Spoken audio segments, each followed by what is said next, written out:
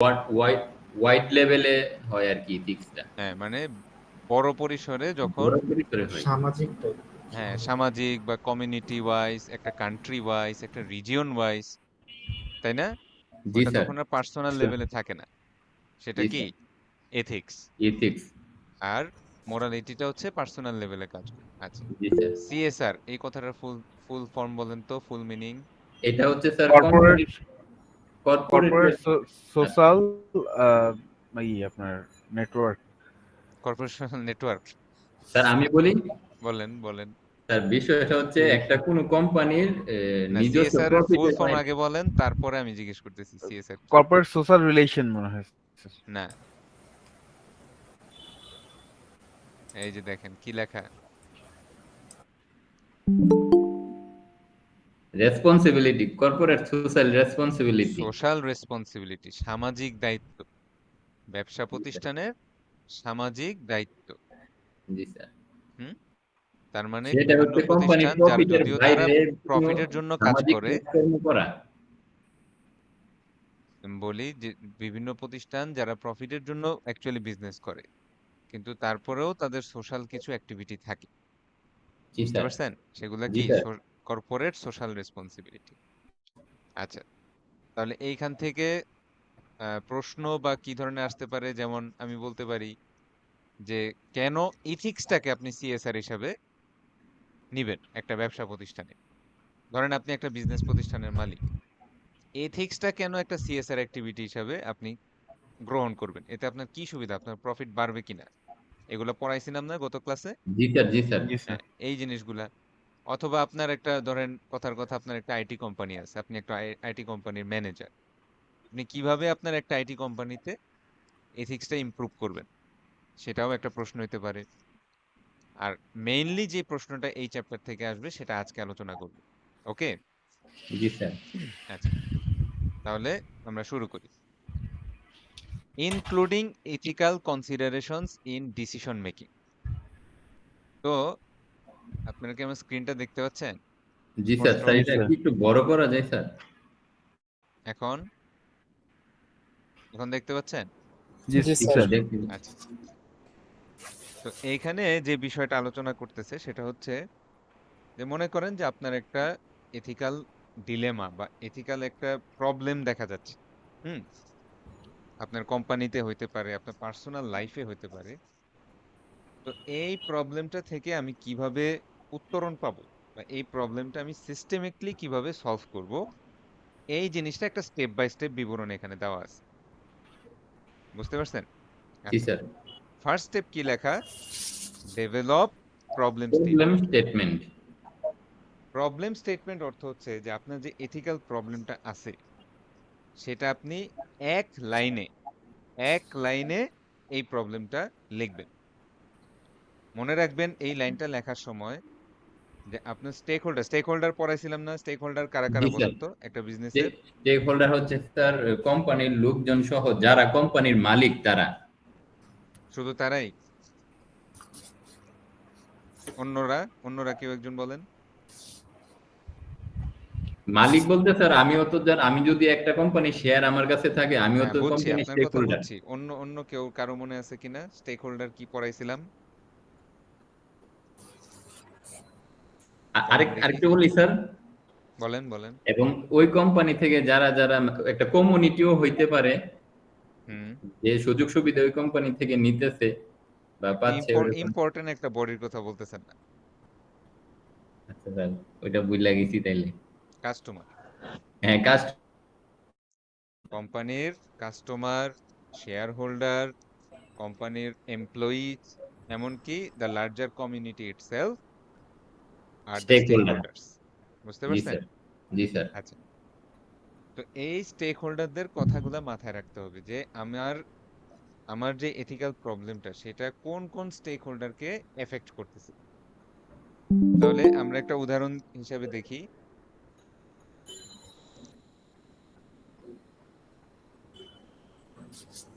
ধরেন আমি আগেও বোধহয় উদাহরণটা দিছিলাম যে কোনো একটা কোম্পানির এরকম একটা টার্গেট আছে যে প্রতিদিন কথার কথা 1 লক্ষ টাকা সেলস না হলে তারা টার্গেট মিস করবে। বুঝতে পারছেন? জি তাদের স্যার। একটা টার্গেট হচ্ছে প্রতিদিন 1 লাখ টাকার সেলস করা, এবং আপনি হচ্ছেন ওই কোম্পানির একজন স্টোর ম্যানেজার। জি স্যার। এই উদাহরণটা কি আগে দিছিলাম? জি স্যার দিয়েছিলেন। আচ্ছা, এটাকে আমরা একটা উদাহরণ হিসাবে আমি বোঝানোর চেষ্টা করতেছি। তো এখন আপনার সামনে একটা অল্টারনেট আসছে যে আমি সেলস না হওয়ার আগ পর্যন্ত বা সেলস টার্গেটটা ফুলফিল করার আগ পর্যন্ত আমি দোকান খোলা রাখবো। এখন সেটা 12টা বাজুক, 1টা বাজুক, ডাজেন্ট ম্যাটার।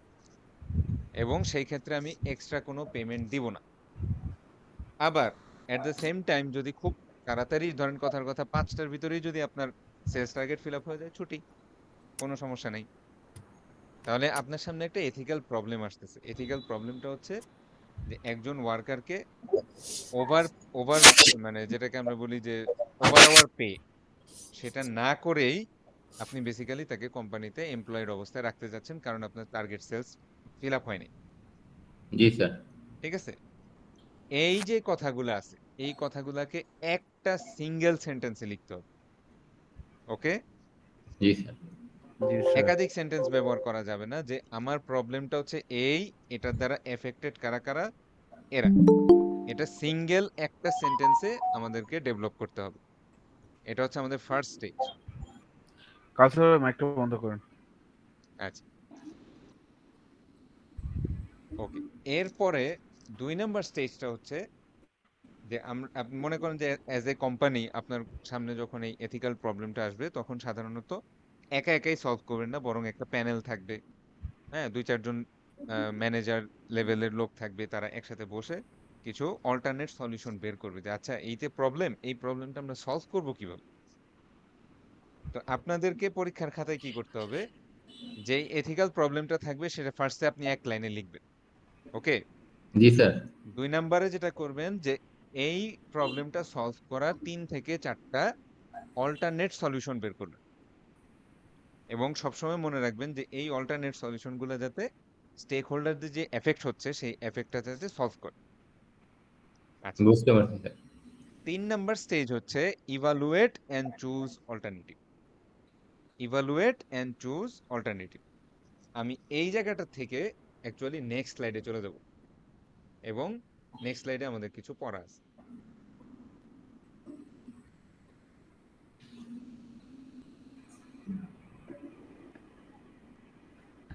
জিহাদ ইসলাম আছেন? জি স্যার আছি। আচ্ছা, আপনি পড়তে থাকেন। ওকে। একটু দাঁড়ান, একটু দাঁড়ান, 1 মিনিট। বাকিরা মিউট করে দেন।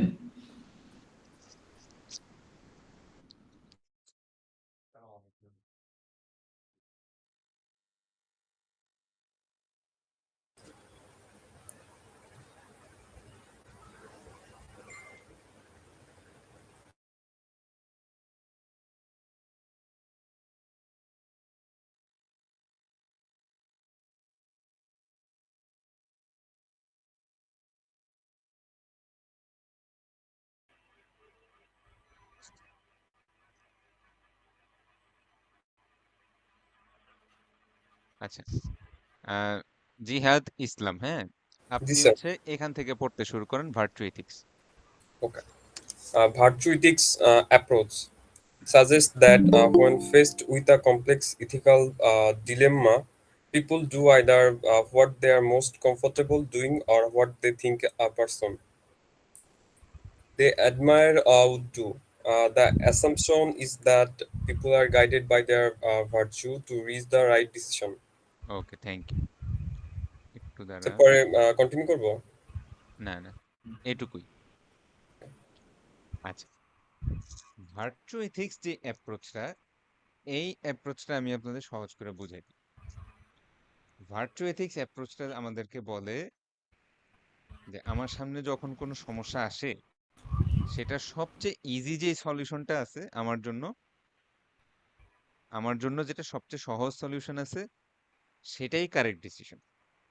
অথবা আমি চিন্তা করব যে একটা ভালো মানুষ এই প্রবলেমটা কিভাবে সলভ করতো, সে যেই পদ্ধতিটা অনুসরণ করতো, আমি চিন্তা করতেছি যে আমার আমার দৃষ্টিতে একজন ভালো মানুষ, সে যেটা চয়েস করতো সেটাই রাইট অ্যাপ্রোচ। আমার কথাটা কি বুঝতে পারছেন? বুঝতে পারছি স্যার। হ্যাঁ। তাহলে ভার্চু এথিক্স এর ক্ষেত্রে দেখেন কি লেখা, যে people do either what they are most comfortable doing or what they think a person they admire would do. মানে যেটা আপনার জন্য সবচেয়ে সোজা বা আপনার বিবেকে যেটা রাইট মনে হচ্ছে সেটাই রাইট, অথবা আপনি একজনকে অ্যাডমায়ার করেন, আপনি একজনকে আহ, ভালো মনে করেন বা প্রশংসার যোগ্য মনে করেন, সেই লোক কি ডিসিশন নিত ওইটাই আপনার জন্য সঠিক ডিসিশন। ওকে, জি এগুলা স্যার। কি ভার্চু এথিক্স। আচ্ছা, এইবার হচ্ছে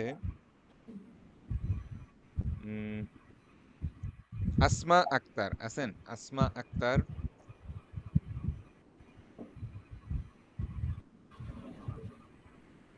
আসমা আক্তার নাই, ঘুমাচ্ছে। আচ্ছা, সাবিহা খাতুন, সাবিহা খাতুন, জি স্যার আসি। আচ্ছা, আপনি হচ্ছে দ্বিতীয় পয়েন্টটা পড়বেন। এখানে ওয়ার্ডটার প্রোনাউন্সিয়েশন বলে দিই, ইউটিলিটারিয়ান। সবাই আমার সাথে বলেন, ইউটিলিটারিয়ান। ইউটিলিটারিয়ান, Utilitarian. ইউটিলিটারিয়ান। ইউটিলিটারি Utilitarian. আচ্ছা ম্যাডাম পড়েন। Utilitarian approach choose the action or policy that has the best overall consequence for all people who are directly or indirectly affected. The goal is to find the, the single greatest good by balancing the interests of all affected parties. Thank you. আচ্ছা, তাহলে ইউটিলিটারিয়ান অ্যাপ্রোচটা আবার কি জিনিস, এটাও কিন্তু হয়। Basically আপনি চিন্তা করবেন যে আমার স্টেক হোল্ডারদের মধ্যে কার লাভ বেশি, কার ক্ষতি বেশি। কথার কথা, যেমন আমি আপনাদের একটা উদাহরণ দিই। ধরেন আহ, ধরেন এই যে একটু আগে যে আমাদের একটা এক্সাম্পল ছিল যে এমপ্লয়ীদের বেশি পরিশ্রম করাবো, বুঝতে পারছেন? জি এবং ওভার টাইমে আমি তাদের কোনো পে করবো না, কারণ তারা সেলস টার্গেট ফিল আপ করতে পারেনি। ওকে, জি এই প্রবলেমটায় ধরেন আপনি সলিউশন দিলেন যে যত রাতই হোক দোকান খোলা থাকবে, রাত 12টা হোক, 12:30 হোক, 1টা হোক, যতক্ষণ না 1 লক্ষ টাকা সেলস টার্গেট হবে ততক্ষণ দোকান খোলা থাকবে। আমরা ধরেন ওনার, ওনার কি একজন স্টেক হোল্ডার, তাই না? জি স্যার। জি জি স্যার তারপরে মনে করেন এমপ্লয়ি, স্টেক হোল্ডার। এমপ্লয়ি একজন স্টেক হোল্ডার।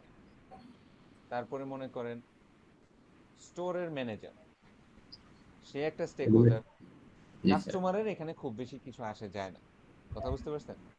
জি বা স্যার। আমরা কাস্টমারকেও ধরতে পারি, যেহেতু অনেক কাস্টমার অনেক রাতের বেলা দেখা যাচ্ছে তার একটা জিনিস প্রয়োজন ছিল, হ্যাঁ, সেও একটা স্টেক হোল্ডার।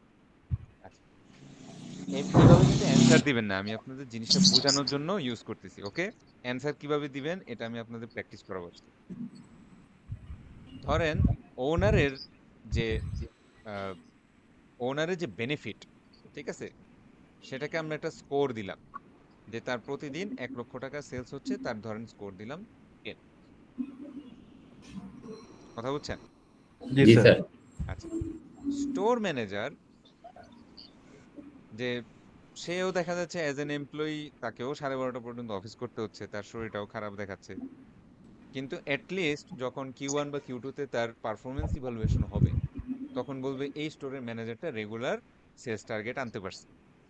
তা আমরা ধরে নিলাম যে আহ, মনে করেন যে দিয়া থুয়া তার বেনিফিট হলো +7। এগুলা কিন্তু রিয়েল না, কথা বুঝতে পারছেন? একটা জিনিস জি স্যার। ক্লিয়ার ভাবে বুঝেন, এটা বোঝানোর জন্য আমি ইউজ করতেছি। আপনি কারো বেনিফিট এরকম নাম্বার দিয়ে বলতে পারবেন না। আচ্ছা, এমপ্লয়ির ক্ষেত্রে চিন্তা করেন, সে সেম বেতনে কাজ করতেছে, সে কোনো এক্সট্রা বেনিফিট পাচ্ছে না, ওভার টাইমে পে পাচ্ছে না, তার জন্য ধরে নিলাম আমরা -5। তার কোনো বেনিফিট তো নাই, বরং তার কি হচ্ছে, বার্ডেন হচ্ছে। বার্ডেন জি মানে স্যার কি, ক্ষতি হচ্ছে।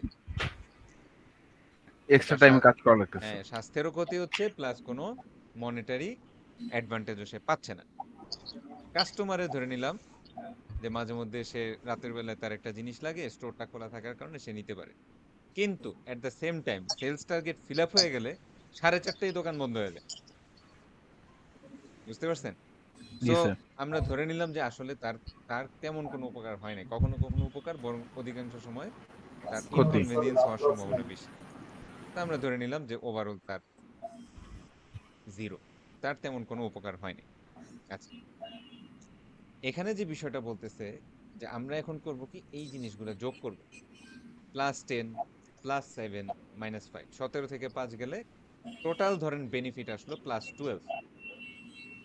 টোটাল বেনিফিট কত আসলো? Plus plus 12। টুয়েলভ। +12 মনে 12। করেন আসলো। তাহলে আমার এথিক্যাল ডিসিশন যদি এরকম হয় যে আমি এমপ্লয়ীদের বিনা বেতনেই খাটাবো এবং লম্বা সময় ধরে তাদেরকে ডিউটি করাবো, আমার সেলস টার্গেট ফিল আপ হলো, এতে আমার ধরেন 12 পরিমাণ বেনিফিট হলো। ওকে, জি স্যার। আচ্ছা, জি জি স্যার। স্যার। এইবার আপনি একটা আলাদা ডিসিশন নিলেন যে স্টোর ম্যানেজারের বললেন যে স্যার এটা সম্ভব না, আমরা আমরা কেউ চাকরি করব না, আমি পরের দিন থেকেই চলে যাব। তো তখন সেই ক্ষেত্রে স্টোর ম্যানেজার ওনারকে রিকোয়েস্ট করে বললো যে স্যার সেলস এর টার্গেট একটু কমাই দেন, 1 লাখ টাকা আসবে না এই এলাকায়। আম্মু ক্লাস ক্লাস ক্লাস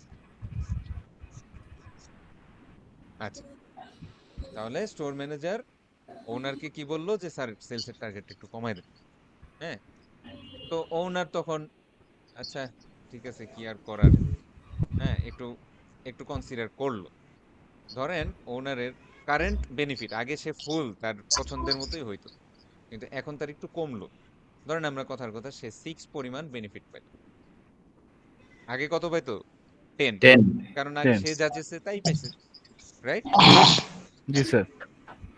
এমপ্লয়ের ক্ষেত্রে বিষয়টা হচ্ছে এমপ্লয়ি এবার একটু বিপদে পড়লো, কারণ সে সেলস টার্গেটটা আনতে পারলো না, প্লাস ওনারের কাছে একটু খারাপ হয়েছে, ঠিক আছে? কিন্তু একদিকে আবার সে একটু ছুটিও পাচ্ছে, হ্যাঁ সময় মতো স্টোর বন্ধ করে বাসায় যেতে পারতেছে, তার পরিবারকে সময় দিতে পারতেছে। তো আমরা মানে মনে করেন যে প্লাসে মাইনাসে আমরা ধরে নিলাম এখনো তার +7 অ্যাডভান্টেজ। বুঝতে পারছেন? এখনো তার অ্যাডভান্টেজটা +7। এগুলা কিন্তু বোঝার জন্য এগেইন ভুলেও এরকম +5 এগুলা লিখবেন না পরীক্ষার খাতায়। পরীক্ষার খাতায় কি লিখবেন এটা প্র্যাকটিস করাবো আমি। আচ্ছা, এমপ্লয়ির ক্ষেত্রে এবার কি হইলো, -5 আর থাকবে না, কারণ এমপ্লয়ি এখন ওভারটাইম ওয়ার্ক করতেছে না। Employee sir. তার যা বেতন তাই, যার যা ডিউটি তাই, ডিউটি শেষে সে বাসায় চলে যাচ্ছে। আমরা ধরে নিলাম যে তার বেনিফিট আসলো +5, এবং কাস্টমারের ক্ষেত্রে এখনো 0ই, কারণ জি স্যার। কাস্টমারের এক্সট্রা কোনো বেনিফিট আসে নাই, 0। এবার একটু যোগ দেই, 6 + 5 কত? 11, 11 + 7 হচ্ছে 18, +18। আচ্ছা, এখন একটু খেয়াল করে দেখেন এই এটা না,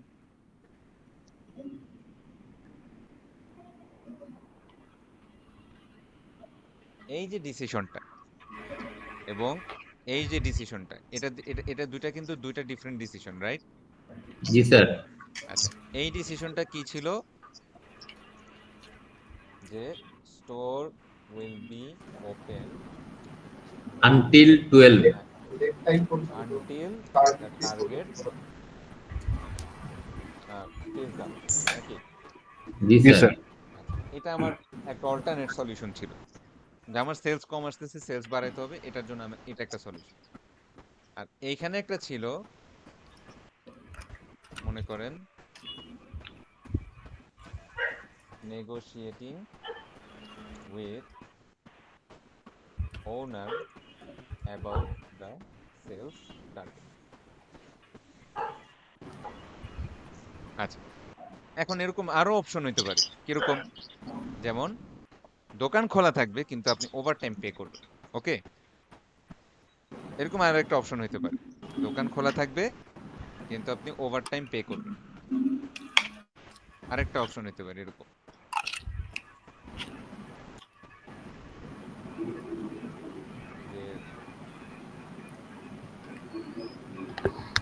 employees will be paid for overtime. তো দেখা যাচ্ছে ওভারটাইমের সুযোগ সুবিধা যদি থাকে, আওয়ারলি পে যদি ডাবল থাকে, অনেকে অনেক ক্ষেত্রে কিন্তু রাত 12টা পর্যন্ত ডিউটি করে। যাদের ওরকম ফ্যামিলি নাই, ব্যাচেলর থাকে, কি করবেন? বরং এক্সট্রা কিছু টাকা পয়সা থাকলে ভালো হইতে পারে না? জি স্যার, হইতে পারে। আচ্ছা, হইতে পারে। আমরা খেয়াল করে দেখবো যে এই বিভিন্ন এফেক্টেড পার্টির কারো বেশি ভালো, কারো কম ভালো, এই সবগুলা বিচার বিবেচনায় সবচেয়ে ভালো কোনটা, সবচাইতে ভালো কোনটা? স্যার এরকম নেগোশিয়েট হ্যাঁ, এরকম নেগোসিয়েশন ম্যাথমেটিক, করে যেটা হয় আর কি স্যার। হ্যাঁ, হয়তো আপনি পাবেন নেগোসিয়েশনে +18 আর স্টোর খোলা রাখলে +12। তাহলে আপনি কোন পথে যাবেন? 18 যেখানে নেগোসিয়েশনের হবে, পথে। হ্যাঁ 18 যেখানে হবে, বা ম্যাক্সিমাম ইউটিলিটি বা ম্যাক্সিমাম প্রফিট যেই ডিসিশনে আসবে, সেই ডিসিশনটাই কারেক্ট ডিসিশন। এবং এটা কিন্তু আমাদের রিয়েল লাইফে আমরা প্রায়ই করি, তাই না? জি স্যার। আমাদের রিয়েল লাইফে আমরা প্রায়ই করি যে আচ্ছা, একটা জিনিস করলে আমার আমার এদিকে একটু ক্ষতি, কিন্তু এদিকে আবার লাভ বেশি। পরে দেখা যায় ক্ষতিটা একটু সয়েও আমরা লাভের দিকেই দৌড়াই। বুঝতে পারছেন? জি জি স্যার। স্যার। তাহলে স্যার, আপনি এথিক্যাল খালি প্রবলেম, এটাই মানে ভার্চু এথিক্স অ্যাপ্রোচ এটাই বুঝাইলেন, তাই না স্যার? না ভার্চু এথিক্স এটা বলিনি। ভার্চু এথিক্স কি বলছি? আপনার জন্য যেটা সহজ, এবং আপনি একটা ভালো মানুষকে যেটা চয়েস করবে মানে সেটাই রাইট ডিসিশন হিসেবে মনে করেন, এটা জি হচ্ছে স্যার। Virtue ethics. ইউটিলিটারিয়ান কিন্তু এরকম না, আপনি প্রত্যেকের বেনিফিট কাউন্ট করবেন, প্রত্যেকের বার্ডেন কাউন্ট করবেন, এবং চিন্তা করবেন যে কার বেনিফিটটাই সবচাইতে মানে ওভারঅল সবার ভালো হয়। ঠিক আছে? এই যে দেখেন লেখা আছে, the goal is to find the single greatest good bye balancing the interest of all affected parties. দেখেন সবাই এফেক্টেড হবে, বুঝতে পারছি। কিন্তু আপনি ব্যালেন্স করবেন, কাউকে একটু বেশি দিবেন, কাউকে একটু কম দিবেন। জি স্যার, বুঝতে পারছি। আচ্ছা, তাহলে এটা আমাদের সেকেন্ড অ্যাপ্রোচ গেল। এইবার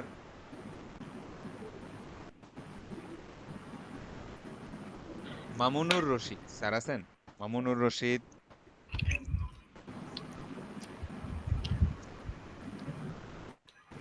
মামুনুর রশিদ, নাই মনে হয় স্যার।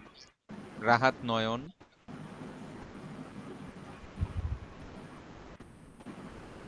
অনলাইন ক্লাসে একটা সমস্যা, প্রেজেন্ট থাকে জি না। স্যার, আছি স্যার। ও আছেন, হ্যাঁ, রাহাত নয়ন স্যার। আপনি হচ্ছে ও ফেয়ারনেস অ্যাপ্রোচ শিট। থেকে পড়া শুরু করেন। ফেয়ারনেস অ্যাপ্রোচ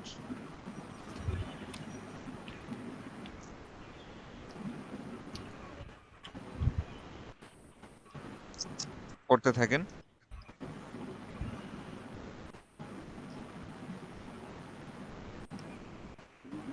হ্যালো,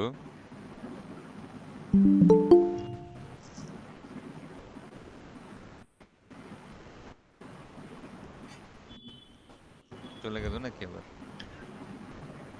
মনে হয় স্যার, হয়তোবা নেটের প্রবলেম করতেছে স্যার আজকে। আচ্ছা, হইতে পারে বৃষ্টির জন্য। কাউসার আহমেদ স্যার আছেন? কাউসার আহমেদ, Yes, sir, Asi. হ্যাঁ, পড়েন fairness approach. Okay. Fairness approach. Focus on how fairly actions and policies distribute benefits and burdens among people affected by the decision. Affected, হ্যাঁ affected. Affected by the decision. The guiding principle of this approach is to treat all people the same. আচ্ছা, thank you. Fairness অ্যাপ্রোচটা আবার ইউটিলিটেরিয়ানের মতো না।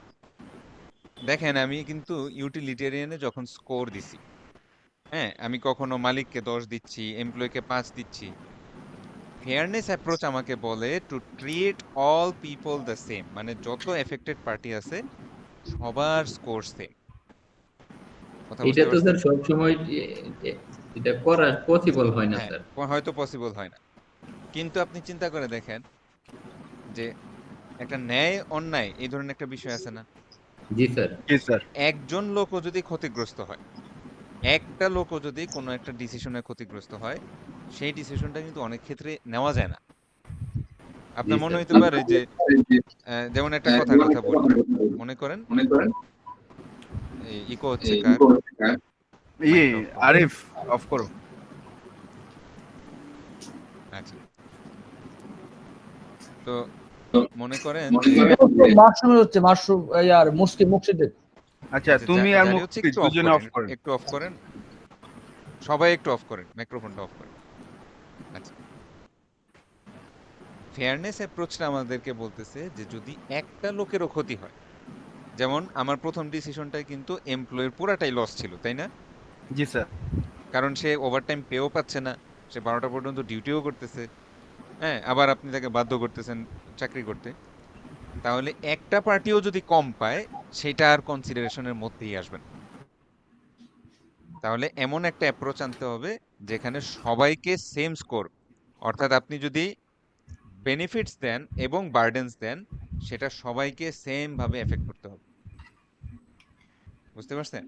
জি sir. তাহলে আর এখানে একজনকে 5, একজনকে 7, একজনকে 10 এরকম দেওয়ার সুযোগ নেই, হয় 1 নাইলে 0। এটা তো বুঝতে টাফ পারছেন? স্যার। জি স্যার, হ্যাঁ, টাফ, বাইনারিতে দিতে কিন্তু হবে। অনেক ক্ষেত্রে কিন্তু এটাও একটা রাইট অ্যাপ্রোচ হয়। ঠিক আছে, যেমন কথার কথা চুরি। ঠিক আছে, এখন জি স্যার। মনে করেন যে আপনি যদি বলেন যে না, লোকটা দরিদ্র এই জন্য চুরি করছে, এইভাবে যদি আপনি আস্তে আস্তে ছাড় দিতে থাকেন, তাহলে কিন্তু দেখা যাবে কি সমাজে চুরি বেড়েই যাচ্ছে, জি স্যার। হ্যাঁ, বা অপরাধ বেড়েই যাচ্ছে।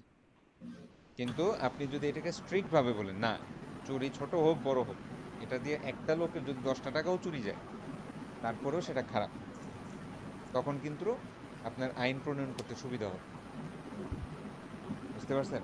জি স্যার। তাহলে এথিক্যাল প্রবলেমের ক্ষেত্রে আপনি এমন ডিসিশন চয়েস করতে পারেন যেখানে সবাইকে সমান বিবেচনা করা হয়, কারো কারো বার্ডেনকে কম আর কারো বার্ডেনকে বেশি এভাবে বিবেচনা করা হয় না। আচ্ছা, এবার চলে আসি হচ্ছে common good approach.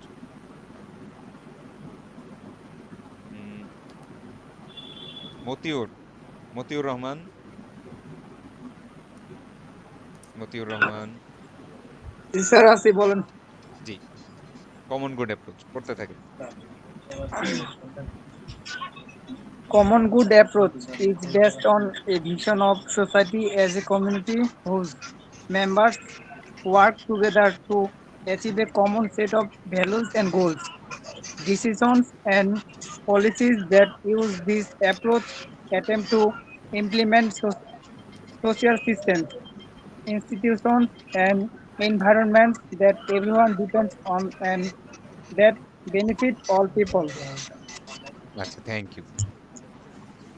Common good অ্যাপ্রোচটা হচ্ছে যে ধরেন যে আপনার কমিউনিটিতে, আপনার কান্ট্রিতে একটা কমন সেট অফ ভ্যালুস এবং গোলস আছে যেটা আপনারা অ্যাচিভ করার চেষ্টা করতেছেন। একটা উদাহরণ দেই, যেমন আমাদের প্রবলেমটার ক্ষেত্রে এমন হইতে পারে যে আমাদের দেশের একটা পলিসি বা আমাদের দেশের একটা অ্যাপ্রোচ, আমরা চাই অ্যাজ এ কান্ট্রি, আমরা চাই এনার্জি সেভিং করতে। বুঝতে ওকে। পারছেন? জি স্যার। জি স্যার। অ্যাজ এ কান্ট্রি আমরা চাই এনার্জি সেভিং করতে। এখন এই এনার্জি সেভিংকে মোস্টলি প্রাধান্য দিয়ে আমরা যাই ডিসিশন নিব সেটাই কারেক্ট। বুঝতে পারছেন এবার? জি স্যার। তাহলে এখন বলেন, এনার্জি সেভিং এর জন্য যদি 8টার ভিতরে দোকান বন্ধ করা লাগে, তখন আপনার সেলস এর টার্গেট ফিল আপ হোক কি এমপ্লয়ি তার বেতন পাক কি যাই হোক না কেন, আপনার মূল টার্গেটটা হবে 8টার ভিতরে কিভাবে দোকান বন্ধ করা যায়। ওই অল্টারনেট সলিউশনটাই কারেক্ট সলিউশন যদি আপনি কমন গুড অ্যাপ্রোচের কথা চিন্তা করেন। দেখেন, একটা কমন গুড হইতে পারে যে আমরা এনভায়রনমেন্ট পলিউশন কমাবো, হইতে পারে না? জি স্যার। যে আমরা এনভায়রনমেন্ট পলিউশন কমাবো। অথবা একটা হইতে পারে যে আমরা সবার হেলথ, হ্যাঁ, আমাদের যত স্টেক হোল্ডার আছে তাদের হেলথ, সেটা বোথ ফিজিক্যাল অ্যান্ড মেন্টাল, এই হেলথের ব্যাপারে আমরা ইম্পর্টেন্স দিব। ওকে। তাহলে হেলথের ব্যাপারে ইম্পর্টেন্স দিলে হেলথের জন্য ক্ষতিকর কোনো ডিসিশন আমরা অ্যাপ্রুভ করব না। বুঝতে পারছেন জি স্যার। আমার কথা? বুঝছেন? সেটা টাকা জি দিয়ে, স্যার। টাকার সাথে সেটা সম্পর্ক না। সোজা কথা, আপনি যদি হেলথকে গুরুত্ব দেন বা একটা কমন গুডকে যদি গুরুত্ব দেন, তাহলে সেই কমন গুড আপহোল্ড করার জন্য যে ডিসিশন নেবেন সেটাই কারেক্ট ডিসিশন। আর এই কমন গোলটা সবার জন্য হইতে হবে। হ্যাঁ, মানে মনে করেন যে এজ এ কমিউনিটি বা এজ এ সোসাইটি বা একটা কোম্পানি হিসাবেও হইতে পারে না, অনেক কোম্পানি আছে জি তারা কিন্তু স্যার। টাকাটাকে মূল প্রাধান্য দেয় না। তারা জি দেখা যাচ্ছে অনেস্টিটাকে মূল প্রাধান্য দেয়। হ্যাঁ, আপনি যদি ডিসঅনেস্ট থাকেন হয়তো টাকা বেশি আনতে পারতেন, তারপরেও আপনার কোম্পানি এটা অ্যালাউ করে না। এমন অনেক কোম্পানি আছে এবং অনেক মালিক আছে স্যার ওইরকম যাদের কোম্পানিতে জব পাইলে ভালো হইতো স্যার। আছে, বাংলাদেশ আছে, বা আপনি নিজেই হয়তো এরকম কোম্পানি দিতে পারবেন যেহেতু আপনার ইথিক্স পড়তেছেন, তাই নাকি? হ্যাঁ, ইনশাল্লাহ স্যার চেষ্টা করবো। হ্যাঁ, অবশ্যই আমরা ইনশাল্লাহ সবাই চেষ্টা করি। যেমন স্যার ওরকম কোম্পানি থেকে দূরে আছে আরিফ। আরিফের পারবো স্যার, আরিফ পারবো। আরিফের কোম্পানি স্যার কোনো ইথিক্স নেই স্যার। ethics 2 নেই। নাম্বার এটা দেয়, আসলে সত্যি কথা বলতে 2 আপনারা তো নাম্বার সবাই বালু জব দেয়। হোল্ডার, আমি জানি কারো কোম্পানিতে ওইভাবে এথিক্সটা মেনটেন করে না। জি করে? স্যার। না স্যার, আমি স্যার একটা ফরমাল দিই স্যার। স্যার বাংলাদেশে যেমন সরকারিভাবে কোনো বলছি না। হুম, সে সততার সাথে স্যার 2 নাম্বার মাল দেয়। স্যার সেটাই। সব কোম্পানিতেই স্যার এথিক্সটা বেশি একটা ইয়া করে না, কিন্তু এইচআরে গেলেই স্যার এথিক্স নিয়ে কাহিনী শুরু করে দেয় এথিক্স স্যার। এর অনেক লম্বা লম্বা ডায়লগ তারা দেয়। জি স্যার। তো আমরা তাহলে 4টা অ্যাপ্রোচ দেখলাম, এবং দেখেন একটা মজার জিনিস হচ্ছে যে আপনার 4টা যে কোনো একটা নিয়েই কিন্তু আপনি যে কোনো ডিসিশন চুজ করতে পারেন, এবং আমরা রিয়েল লাইফেও অনেক সময় এগুলা করে থাকি। জি স্যার। এইবার আসেন হচ্ছে এক্সামে প্রশ্ন কিভাবে হবে। ঠিক আছে, আমি আপনাদেরকে একটা রিকোয়েস্ট করব, সেটা হচ্ছে এখন সবাই খাতা এবং কলম নিয়ে রেডি থাকবেন। আমাদেরকে কিছু জিনিস লিখে গুগল ক্লাসরুমে অ্যাসাইনমেন্ট হিসেবে সাবমিট করতে হবে।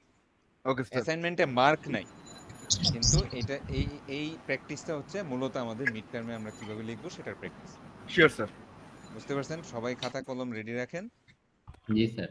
আমরা এখন যে জিনিসটা আলোচনা করব সেই জিনিসটার উপরে আপনারা কিছু লিখবেন, লিখে আপলোড করবেন। আমি ওই আপলোডটা দেখে দেখে পরে পরে আপনাদেরকে একটা সাজেশন দিব। এই চ্যাপ্টারে আমাদের প্রশ্নটা এইভাবে আসবে। তা আমি আপনাদের, আচ্ছা আমাদের টাইম আছে কতটুকু গুগল মিটে? 17 মিনিট। আছে তো আচ্ছা স্যার। 10 মিনিটের দিকে আমি আর একটা নতুন লিংক দিব। ঠিক আছে স্যার। আচ্ছা, তাহলে খাতা কলম রেডি করেন সবাই 1 জি মিনিটের স্যার। ভিতরে। Ready sir. হ্যাঁ, অন্যদেরও দেই, টাইম দেই, যেহেতু এটা অনলাইন ক্লাস। অফলাইন ক্লাসের জিনিসটা একটু সহজ, আমি যেভাবে করাচ্ছি অফলাইন ক্লাসের জিনিসটা সহজ। আমি ঘুরে ঘুরে সবার খাতা দেখছি, সকালে ক্লাস নিলাম, তারপরে অন্য সময়। কিন্তু অনলাইনে এই জিনিসটা একটু কঠিন, কিন্তু যেহেতু এই জন্য আমি কিন্তু কাকে জানি জিজ্ঞেস করলাম যে আপনাদেরকে কাগজে কলমে পরীক্ষা দেওয়া লাগে কিনা। কাকে জানি জিজ্ঞেস করলাম। স্যার আমাদেরই জিজ্ঞেস করছেন, আমাকে আর মহিউদ্দিন ভাইকে, হ্যাঁ হ্যাঁ, জাহিদ ভাইকে। যে বেসিক্যালি আপনাদের কাগজে কলমে এক্সাম দেওয়া লাগে কিনা। সো কাগজে কলমে লেখার প্র্যাকটিসটা দরকার। আর আমাদের মেইন সমস্যা হচ্ছে আমাদের ইংরেজির অবস্থা একেবারেই তাল ভাট। জি স্যার। অনেক লেখাপড়া করি, জব করি, কিন্তু ইংরেজি বলতে দিলে শেষ, ইংরেজি লিখতে দিলে একদম টাইট অবস্থা। অষ্টরম্ভা।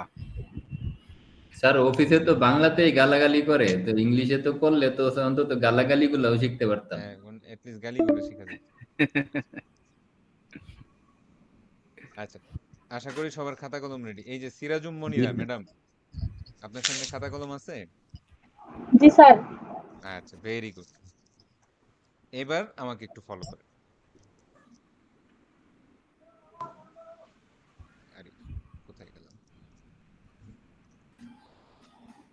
আচ্ছা, আমরা এখন একটা রিয়েল লাইফ প্রবলেম দেখব, এবং এই প্রবলেমটা কিভাবে এক্সামে অ্যান্সার দিতে হবে সেটা দেখব।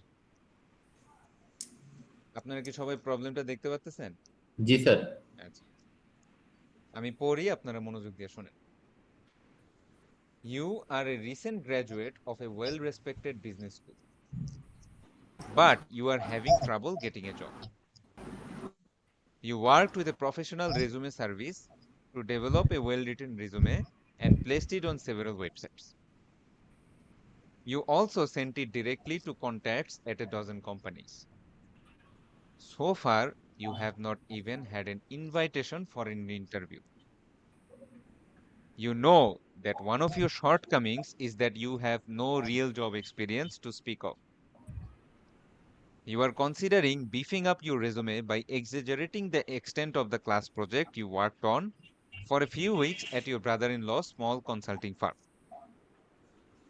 You could reword the resume to make it sound as if you were actually employed and that your responsibilities were greater than they actually were. What would you do? এই যে কথাটা পড়লাম, এটা সহজ ভাষায় বাংলায় কেউ বলতে পারবেন এখানে কি কি আলোচনা করা হয়েছে? স্যার আমি বলবো, বলেন বলেন। এখানে বলা হচ্ছে যে আমি রিসেন্টলি গ্রাজুয়েশন করছি একটা বিজনেস স্কুল থেকে। তো এখন আমি মানে জব পাওয়ার ক্ষেত্রে আমার অনেক সমস্যা হচ্ছে, আমি জব পাচ্ছি না। জব পাচ্ছেন না নাকি? কি লেখা আছে? জব পাচ্ছেন না লেখা আছে? স্যার ইয়াটা একটু ট্রাভেলিং গেটিং মানে এ জব। জব মানে পাওয়ার আমি ক্ষেত্রে জবের আমার কি জন্য লেখছে? আমি প্রবলেম। জব খুঁজতেছি, জবের জন্য ঘুরতেছি, এবং এটা লিখছে। জব স্যার পাওয়ার এটা ক্ষেত্রে কথা হচ্ছে জব পাওয়ার ক্ষেত্রে আপনারা অনেক মেইন পয়েন্টটা সমস্যা। মিস করছেন। You have not Job even power had an invitation for an interview. জি জব তো স্যার, দূরের কথা, আপনি ইন্টারভিউ কলই পাচ্ছেন না। জি স্যার। ঠিক আছে? আচ্ছা, কেন ইন্টারভিউ কল পাচ্ছেন না? কারণ আপনার কারণ সিভি বা রেজুমেটার মধ্যে কোনো রিয়েল জব এক্সপিরিয়েন্স নাই। জি স্যার, আচ্ছা, তারপরে কি এখন আমার এথিক্যাল প্রবলেমটা কি বলেন তো? প্রবলেমটা এখন হচ্ছে স্যার জব আমি একটা এক্সপিরিয়েন্স নেই। এমন একটা হ্যাঁ, ইয়াতে প্রবলেমটা গেলাম জব এক্সপিরিয়েন্স না। যেখানে আমার মানে সিভিটাকে একটু মানে বাড়ি করার জন্য কিছু করা লাগবে আর কি। এখন আমি একটা ফেক জিনিস তৈরি করলাম, যেটা হচ্ছে আমি আমার ব্রাদার ইন ল বা এরকম ইয়াতে আমি জব করি, তাই না স্যার? একটু একটু মিস্টেক হয়েছে, একটু বোঝায় মিস্টেক হচ্ছে। সেটা হচ্ছে আপনি আপনার দুলাভাইয়ের বা যাই হোক, তো দুলাভাইয়ের কোম্পানিতে কিছুদিন একটা ক্লাসের প্রজেক্টের জন্য কয়েক সপ্তাহ কাজ করছিলেন। জি স্যার, কিন্তু আপনি চাচ্ছেন যে এই কাজটাকেই একটা জব এক্সপিরিয়েন্স হিসাবে দেখানো এবং বোঝানো যে আমি এই এই সময়টাতে অনেক গুরুত্বপূর্ণ দায়িত্ব কাজ করছি। জি স্যার, এই কথাটা আপনি সিভিতে লিখতে চান, বুঝতে পারছেন? যেটা জি আমরা স্যার। সবাই করি নাকি? আমরা স্যার আমি যাই করি না স্যার, যাই দায়িত্ব আমি যা পারি থাকুক তাই না কেন লিখি সেটা স্যার। বড় করে লিখি, যাতে জি আমরা ইন্টারভিউ কল পাই। তো বেসিক্যালি সেই স্টুডেন্টটাও একই চিন্তা ভাবনা করতেছে যে আমার তো ইন্টারভিউ কল আসতেছে না, আমি এক কাজ করি, আমার সিভিটাতে আমি যে ক্লাস প্রজেক্টের কাজটা করছিলাম সেটাকে জব এক্সপিরিয়েন্স হিসাবে একটু বড় করে লিখি। এরকম এত থেকে এত সাল বা এত মাস থেকে এত মাস এই রেসপন্সিবিলিটি গুলো আমি পালন করছি, এই প্রজেক্ট কমপ্লিট করছি, যাতে হয় কি এই জিনিসটা দেখে কোম্পানিগুলো আমাকে ইন্টারভিউর জন্য কল করে অ্যাটলিস্ট। এটা কিন্তু একটা রিয়েল লাইফ প্রবলেম, এবং জি এই স্যার, প্রবলেমে মোরলেস আমরা অনেকেই পড়ছিলাম। যে আমরা জি যখন স্যার। মাত্র গ্রাজুয়েট করছি, গ্রাজুয়েশনের পর বলতেছে জব এক্সপিরিয়েন্স 1 ইয়ার 2 ইয়ার, আমার তো নাই রে বাবা, আমি এখন কি কি করব? তখন আমি করি কি, কোন একটা প্রজেক্ট করি, কিছু একটা, মানে যেমন আমরা সিএসসি ইঞ্জিনিয়াররা কোন একটা হয়তো অ্যাপ বানাই, হ্যাঁ, সেটা গুগল প্লেতে পাবলিশ করে সেটা লিংক দেই, বলি যে আমি এই অ্যাপের কাজ করছি, এগুলো সবকিছু আমি পারি, তাই তো? জি স্যার, হ্যাঁ, এরকমই তো আমরা লেখালেখি করি। তো স্টুডেন্টরা বেসিক্যালি একটা প্রজেক্ট করছে, কিন্তু এই প্রজেক্টে সে যা না করছে সেটা একটু বাড়ায় বুড়ায় একটা রিয়েল লাইফ জব এক্সপিরিয়েন্স হিসাবে লিখতে যাচ্ছে। আচ্ছা, এই প্রবলেমটার এটা ইথিক্যাল প্রবলেম, এবং এই এথিক্যাল প্রবলেমের সলভটা আমরা কি সিস্টেমে করব? এই সিস্টেমে করব, বুঝতে পারছেন? জি স্যার, আচ্ছা, তাহলে চলে আসেন আমার সাথে সাথে, খাতায় লেখেন জি sir. Problem statement. Problem statement কয় লাইনের হবে স্যার? কি পড়াইছি? এক লাইন স্যার। এক লাইনের এক হবে লাইনের স্যার। হবে। এক লাইনের মধ্যে আপনি প্রিসাইসলি লিখবেন যে আপনার এথিক্যাল প্রবলেমটা কি বা এফেক্টেড পার্টি কারা কারা। যেমন এখন আমার বর্তমান প্রবলেমটা কি? আমার প্রবলেমটা হচ্ছে যে আমি ইন্টারভিউর কল পাচ্ছি না, তাই আমাকে আমার সিভিতে আমার জব এক্সপিরিয়েন্স হিসাবে একটু বাড়ায় লিখতে হবে, বুঝতে পারছেন? এটা আমার ইথিক্যাল প্রবলেম। জি স্যার, এরকম এক লাইনে আপনারা সবাই আপনাদের খাতার মধ্যে প্রবলেম স্টেটমেন্টের নিচে এরকম কিছু একটা লেখ,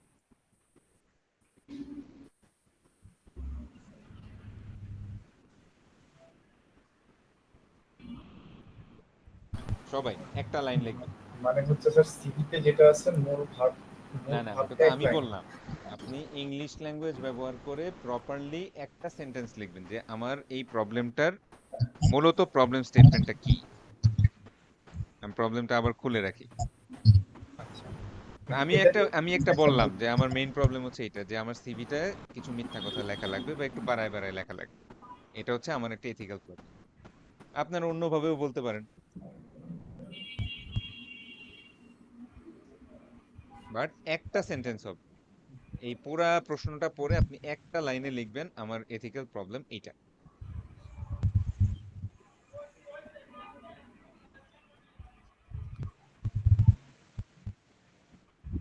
আচ্ছা, আপনারা লিখতে লিখতে একটা কাজ করবেন, সেটা হচ্ছে নতুন লিংকে জয়েন করবেন।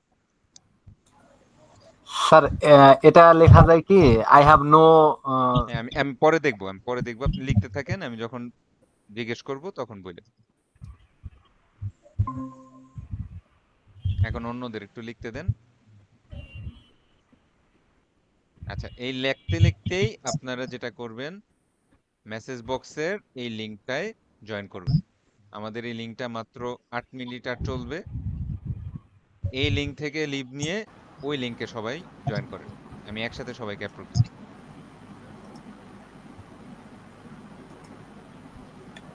আমি গুগল ক্লাসরুমেও লিংকটা চেঞ্জ করে দিচ্ছি।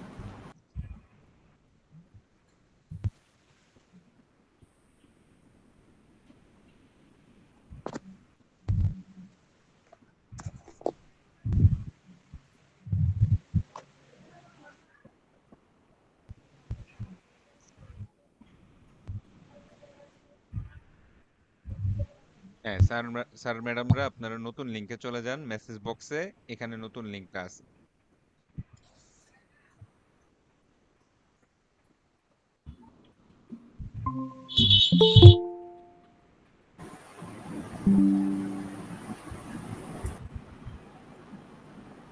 অন্যরা অন্যরা এই লিংক থেকে ওই লিংকে চলে যান, ওই লিংকে চলে যান সবাই, এটা বন্ধ হয়ে যাবে।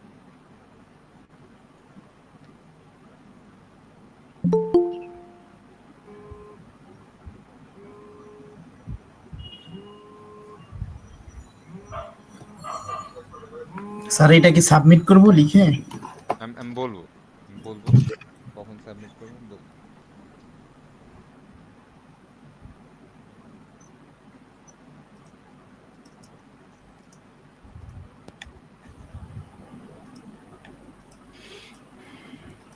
অন্যরা এই যে ফাতেমা আক্তার, ইমদাদুল হক, তারপরে হচ্ছে ইশরাত জাহান সাথী, মিরাজুল ইসলাম, শারমিন আফরোজ, সবাই নতুন লিংকে চলে যান।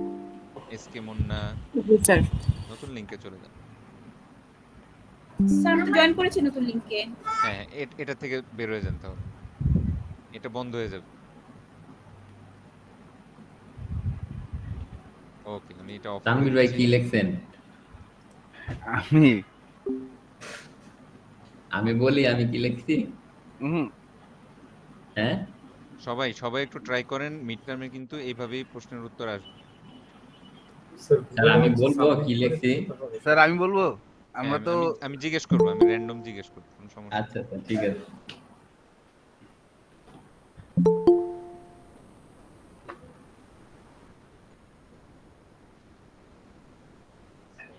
আচ্ছা, আমাদের প্রবলেম স্টেটমেন্টের পার্টটুকু আমরা এবার একটু চেক করব।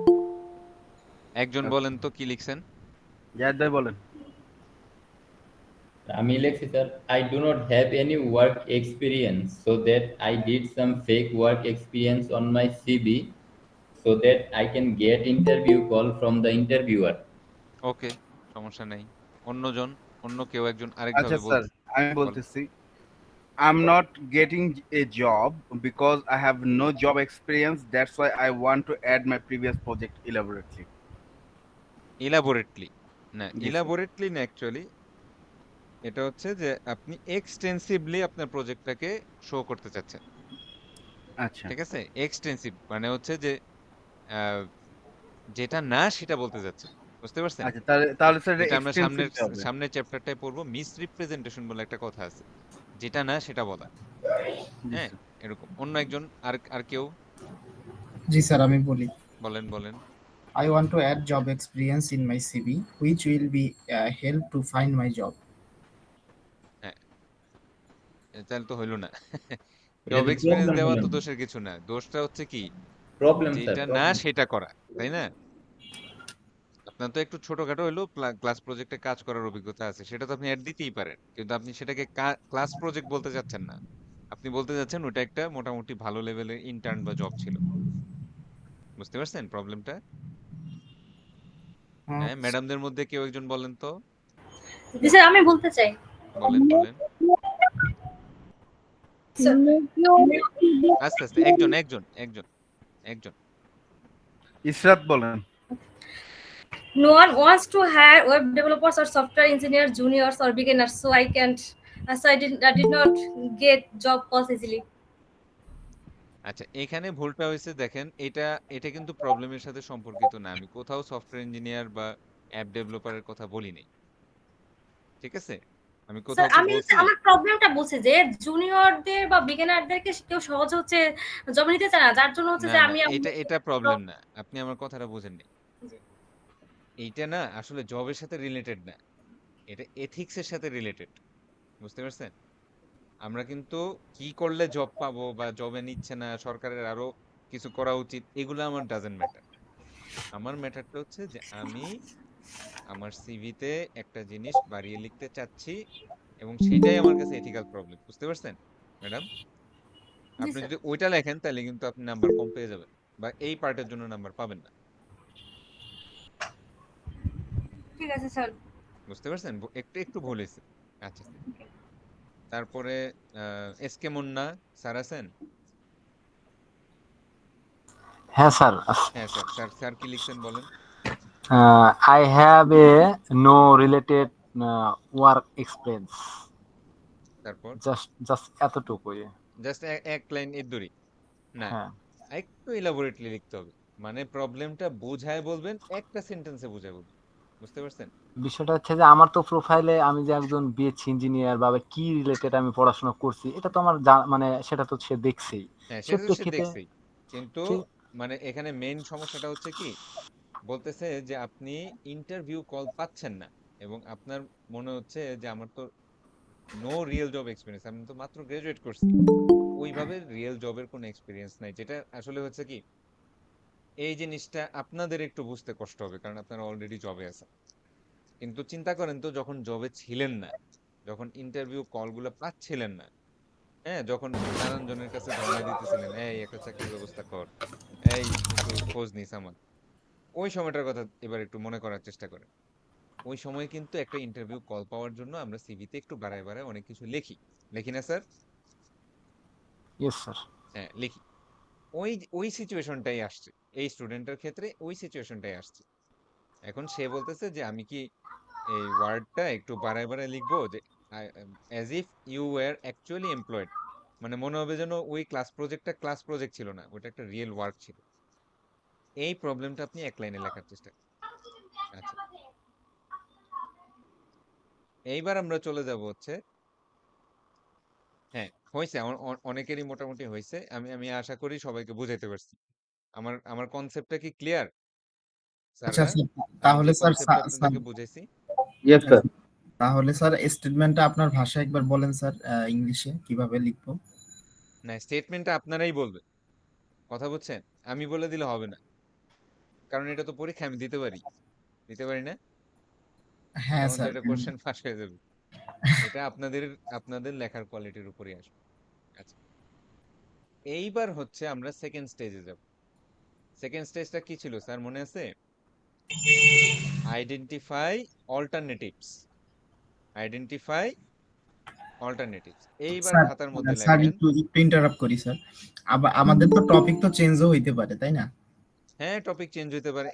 এটা না জি দিয়ে আরো স্যার। সহজ বা আরো স্যার ইজি বা আরো এখন এখন আরো স্যার একটা দিতে বিষয়টা পারি। হচ্ছে যে যেই প্রবলেমটা এখন দেখতে পাইলাম, এটার আসলে আমি এখনো একটা মানে উপসংহারে পৌঁছাইতে পারি নাই যে আসলে কিভাবে ইয়া করা, আমি আমার অ্যাপ্রোচটা কিভাবে তুলে ধরবো যে মানে আমার প্রবলেম তো আমার এক্সপিরিয়েন্স বাড়ানোটাই, তাই না? মানে আমার এক্সপিরিয়েন্স হ্যাঁ, নাই দেখে আমার এক্সপেরিয়েন্সটা বড় জবই। করে লেখা। হ্যাঁ, এক্সপেরিয়েন্সটা বড় করে লেখা, এটা হচ্ছে মেইন প্রবলেম, তাই তো? জি স্যার। আচ্ছা, ধরেন আমি আপনি যেটা চাচ্ছেন যে আমি কিছুটা লেখি যাতে আপনারা গাইড পান, তাই তো? জি স্যার। ধরেন আমি লিখলাম যে I want to exaggerate. Exaggerate বানানটা জানি কি ছিল, দেখি তো। হ্যাঁ, একটা এক্স দুইটা জি। ওকে,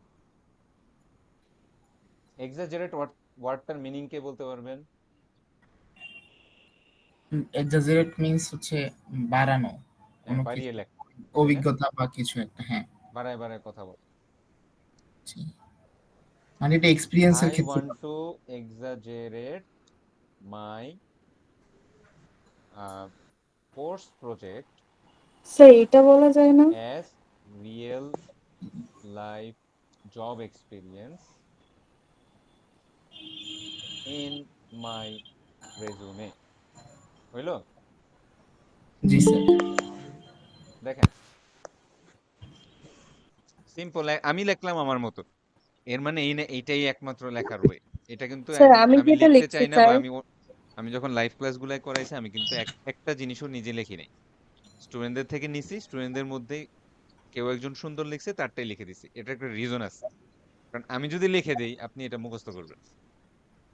স্যার জি জি বলেন আচ্ছা। ম্যাডাম, বলেন। Sir mentioning fabricated information in CV for getting the desired job, হ্যাঁ হ্যাঁ এটা হ্যাঁ, হয় না? Very good very good very good, আমি এটাই লিখি যে I want to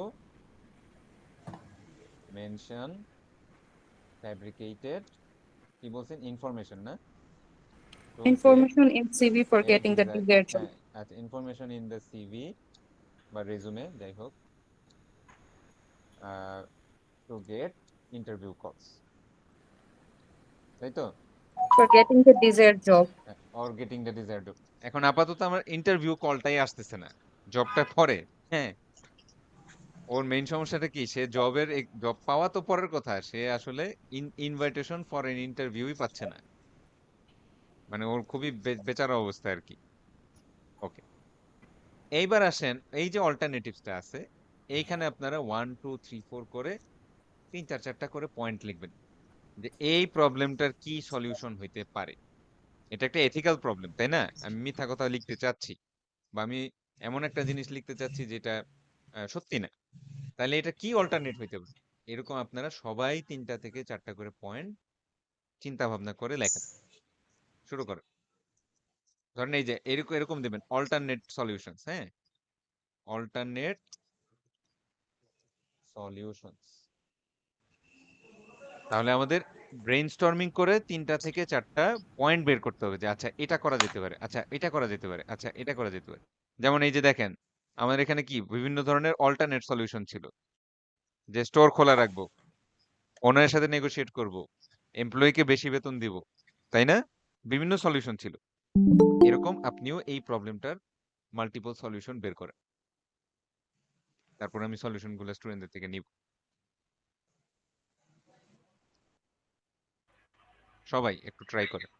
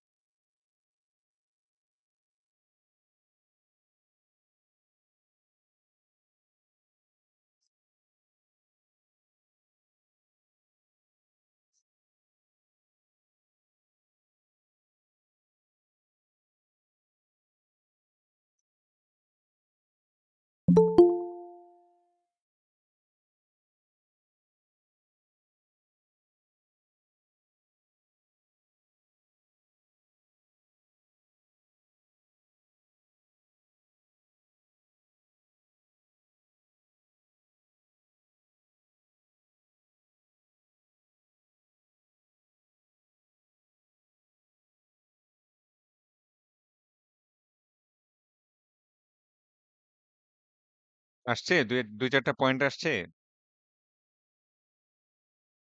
বলেন তো, এই যে ইফতেখারুল ইসলাম, বলেন তো আপনি কি লিখছেন? হ্যালো, স্যার আমি বলি, হ্যাঁ রিফা সঞ্জিদা, হ্যাঁ একটা একটা দুটা পয়েন্ট বলেন তো। Be entrepreneur. আচ্ছা, চাকরিবাদ নাকি? না, এটা এটা হ্যাঁ, এটা এটা অল্টারনেট সলিউশন না। আপনি এই প্রবলেমটা সলভ করার চেষ্টা করেন। আপনি জবই করবেন, আপনি জবের জন্যই প্রিপেয়ার নিবেন, সবই করবেন, এইটার একটা অল্টারনেট প্রবলেম, অল্টারনেট সলিউশন বের করেন। স্যার আমি বলবো, Make কোনজন my কোনজন CV SK more Munna professional. Yes sir. হ্যাঁ হ্যাঁ বলেন একটা সলিউশন বলেন। ইমপ্রুভ মাই স্কিল থ্রু ট্রেনিং। আচ্ছা ঠিক আছে, তাহলে উনি একটা পয়েন্ট বললো ইমপ্রুভ মাই স্কিলস থ্রু ট্রেনিং, যাতে এই ট্রেনিংটাকে আমি দেখাইতে পারি রাদার দেন জব এক্সপিরিয়েন্স। অন্যরা অন্য একজন দুজন, যেমন আমার আমার আগের ক্লাসগুলোতে 7 থেকে 8টা পয়েন্ট আসছে, বিভিন্ন জন ওকে বিভিন্ন ভাবে। স্যার, আমি একটু বলি। হ্যাঁ হ্যাঁ বলেন বলেন বলেন। I should to join any individual company or project without salary আচ্ছা মানে because হচ্ছে of আনপেইড ওয়ার্ক, যে আমি unpaid work. বিনা পয়সায় কাজ করব, ঠিক আছে, Yeah. এরকম জি। একটা অফার দেওয়া। আচ্ছা এটা একটা পয়েন্ট হতে পারে। অন্য অন্য কেউ আরো আমি একটা বলি স্যার, বলেন বলেন। I need to search a small company where I can work for some month to get experience. আচ্ছা মানে অপেক্ষাকৃত ছোট কোম্পানিতে আরো বেশি বেশি সিভি পাঠানো, যাতে কিছু এক্সপিরিয়েন্স গ্যাদার হয়। ওকে এটা গ্যাদার একটা করার জন্য, সলিউশন জি হতে স্যার। পারে। আরো আরো হচ্ছে হচ্ছে সবই ঠিক আছে। আরো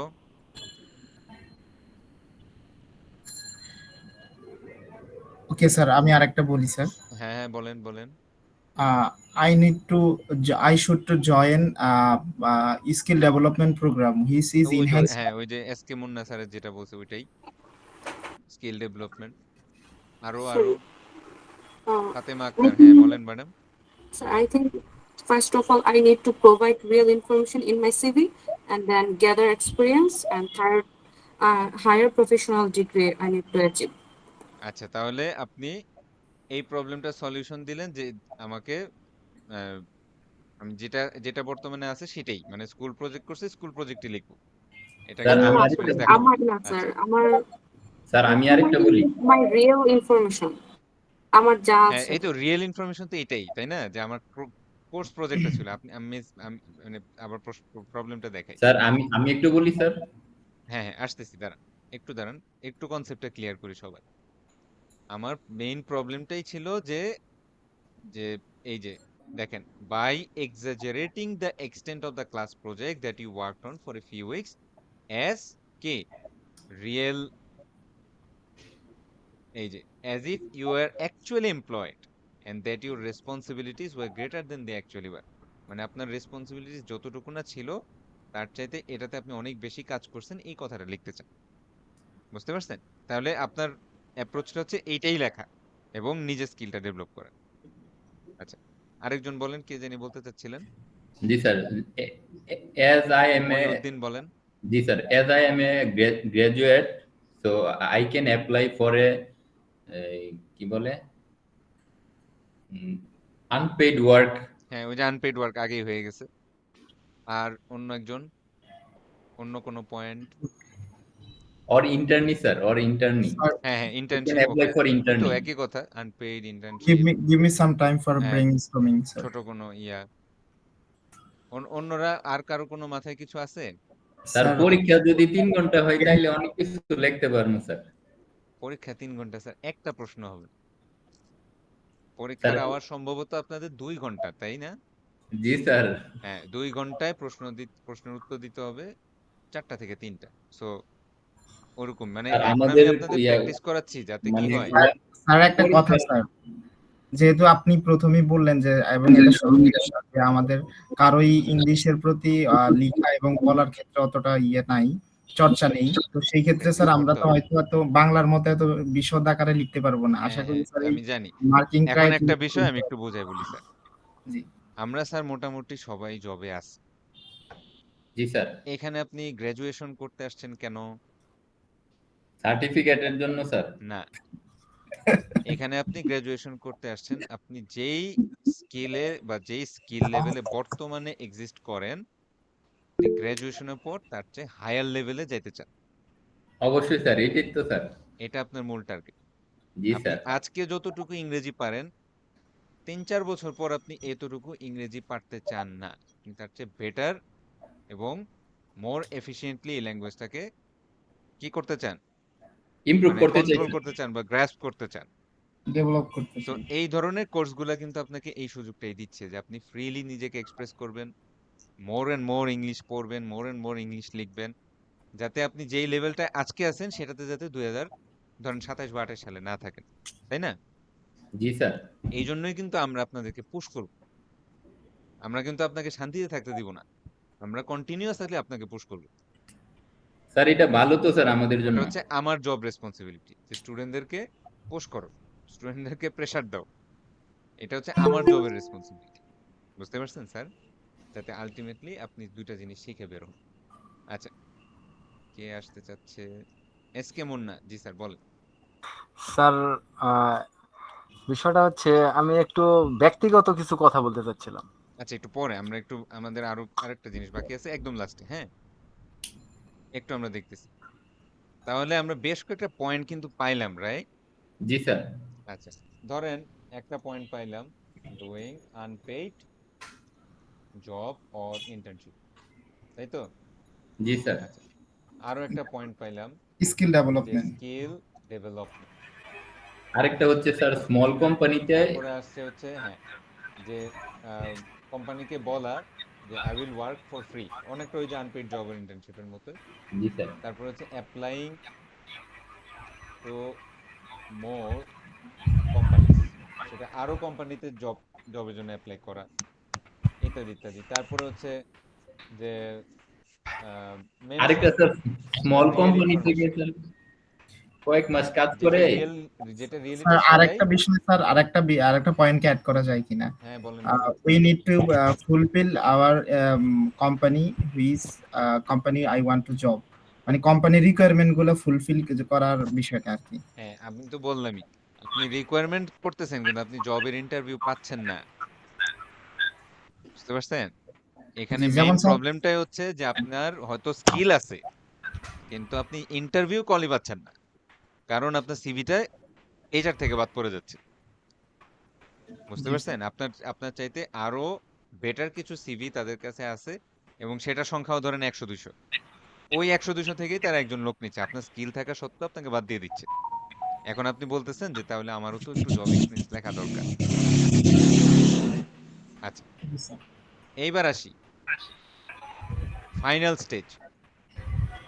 এই যে আমার 4-5টা মানে এরকম পয়েন্ট আসছে, আপনি যে কোনো একটা পয়েন্ট আপনি কি করবেন? সিলেক্ট করবেন। যে কোনো একটা পয়েন্ট আপনি সিলেক্ট করবেন এবং এই যে একটু আগে আমি 4টা অ্যাপ্রোচ দেখাইছি না, ভার্চু এথিক্স, ইউটিলিটারিয়ান অ্যাপ্রোচ, ফেয়ারনেস এবং কমন গুড, এই অ্যাপ্রোচগুলো যে কোনো একটা ইউজ করে আপনার এই যে কোনো একটা পয়েন্ট যেটা আপনার পছন্দ, এই পয়েন্টটা আপনি বলবেন যে আমি এই সলিউশনটা চুজ করতেছি। একটা উদাহরণ দেই, যেমন আপনি বলতেছেন আমি আনপেইড জব আর ইন্টার্নশিপ করব। বুঝতে পারছেন? এটা আপনার সলিউশন। আপনি মনে করতেছেন যে 4-5টা সলিউশনের মধ্যে এটাই বেস্ট সলিউশন। কিন্তু আপনাকে বলতে হবে যে এটা কোন এথিক্সের অ্যাপ্রোচে বেস্ট সলিউশন। এটা কি ভার্চু এথিক্সের অ্যাপ্রোচে বেস্ট সলিউশন, নাকি ইউটিলিটারিয়ান অ্যাপ্রোচে বেস্ট সলিউশন, নাকি ফেয়ারনেস অ্যাপ্রোচে বেস্ট সলিউশন, নাকি কমন গুড অ্যাপ্রোচে বেস্ট সলিউশন? সেক্ষেত্রে আপনাকে মেনশন করতে হবে যে ধরেন কথার কথায় কমন গুড। তো কমন গুড অ্যাপ্রোচ আমাদেরকে কি শেখায়? যে as a society or as a country আমরা চাই যে আমাদের স্কিল ডেভেলপ হোক, আমরা স্কিল ডেভেলপমেন্টটাকে হাইয়েস্ট প্রায়োরিটি দিব। তো সেটা যখন দিব তখন দেখা যাচ্ছে যে আমার স্কিলটা ডেভেলপ করার জন্য আমাকে কিছুদিন আনপেইড অথবা কম টাকায় হলেও একটা ইন্টার্নশিপ করতে হবে। সেটা করার পর আমি সেটাকে জব এক্সপেরিয়েন্স হিসেবে দেখাই। তাহলে দেখেন, আপনি মেনশন করবেন যে আপনি কোন অ্যাপ্রোচটা নিচ্ছেন এবং সেই অ্যাপ্রোচে আপনার ডিসিশনটা কারেক্ট, এটা আপনাকে লিখতে হবে। এইবার আপনারা যেটা করবেন, আপনারা যে বিভিন্ন আপনাদের নিজেদের খাতায় যে বিভিন্ন অল্টারনেটগুলো লিখছেন, যে কোনো একটা অল্টারনেট চুজ করেন এবং যে কোনো একটা অ্যাপ্রোচে আপনি লেখেন যে আমার এই অল্টারনেটটাই কারেক্ট ডিসিশন। কথাটা বুঝছেন? জি স্যার, বুঝতে পারছি। হ্যাঁ, জি স্যার। এবার প্র্যাকটিস করেন তাড়াতাড়ি। একটু বল ভালো হইতো স্যার। বুঝিনি স্যার, আবার বলবো? জি স্যার। আচ্ছা, বেসিক্যালি হচ্ছে কি, এই যে দেখেন, এই যে আপনারা তো খাতায় লিখতেছেন তাই না? আমি তো এখানে লিখতেছি। ধরেন খাতায় এরকম 3-4টা পয়েন্ট আপনি ঠিক করলেন। তো আপনি বললেন কি যে আমি এই পয়েন্টটাই, ধরেন কথার কথা আমি এই পয়েন্টটা আমি চুজ করতে চাই। Mention the real information in the resume, যে আমি মিথ্যা কথা বলবো না। ধরেন আপনি বললেন যে না ভার্চু এথিক্স অনুসারে একজন ভালো মানুষ কখনো মিথ্যা কথা বলতে পারে না, সেটা সে যেই সিচুয়েশনই থাকুক না কেন। তো সো আমিও মিথ্যা কথা বলবো না। তো সেই ক্ষেত্রে আমি আমার আহ, আমার রেজুমেতে আমি মিথ্যা কথা বলবো না, আমার যেটা কোর্স প্রজেক্ট ছিল সেই কোর্স প্রজেক্টই থাকবে, আমার চাকরি হইলে হবে না হলে নেই। বুঝতে পারছেন? আপনাকে যে কোনো একটা অ্যাপ্রোচ, এই যে চারটা এথিক্যাল অ্যাপ্রোচ বলা হয়েছে, এই যে চারটা এথিক্যাল অ্যাপ্রোচ বলা হয়েছে, এই যে কোনো একটা অ্যাপ্রোচ ধরে আপনি আপনার ডিসিশনটাকে ডিফেন্ড করবেন যে না আমার ডিসিশনটাই কারেক্ট। কারণ ইউটিলিটেরিয়ান অ্যাপ্রোচে এটা এরকম হয়, কারণ ফেয়ারনেস অ্যাপ্রোচে এরকম হয়, কারণ কমন গুড অ্যাপ্রোচে এরকম হয়, কারণ ভার্চু এথিক্স অ্যাপ্রোচে এটা কারেক্ট। স্যার বুঝাইতে পারছি? আরেকটা তো বলি নাই স্যার, আরেকটা হচ্ছে অনেকের মাধ্যমে সিভি দিয়ে জব পাওয়া আর কি। আচ্ছা ওটার কথা বাদ দেন, অল্টারনেট অনেক হইতে পারে। আমার স্টুডেন্টরা অনেক ধরনের সলিউশন দিছে, একজনেরটা খুব পছন্দ হয়েছে এবং আমি এটা পরে বলবো। তো আপনারা একটু ট্রাই করেন, হ্যাঁ ট্রাই করেন তাড়াতাড়ি, আমাদের ক্লাস টাইম শেষ হয়ে যাচ্ছে। আমি তো ভাবছিলাম লেকচার 2 একটু যাব।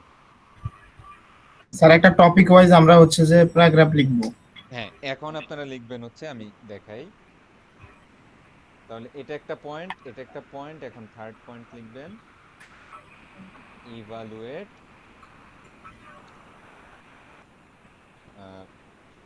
কি লেখা ছিল, স্যার ইভালুয়েট চুজ। পয়েন্টগুলোই তো ব্যাখ্যা করব তাই না স্যার? যে কোনো একটা পয়েন্ট ব্যাখ্যা করব। আপনি তো 4-5টা অল্টারনেট বের করছেন। দেখেন আমার কয়েকটা অল্টারনেট ছিল না, স্টোর সারা রাত খোলা রাখা, এমপ্লয়ীদের ওভারটাইম দেওয়া, অথবা সেলসের টার্গেট কমায় নিয়ে আসা। এই যে 3টা পয়েন্ট ছিল না, জি তাহলে আমি যে কোনো একটা চুজ করবো। আচ্ছা এমপ্লয়ীকে ওভারটাইম দিই, কারণ সেইটা এই অ্যাপ্রোচ অনুসারে কারেক্ট।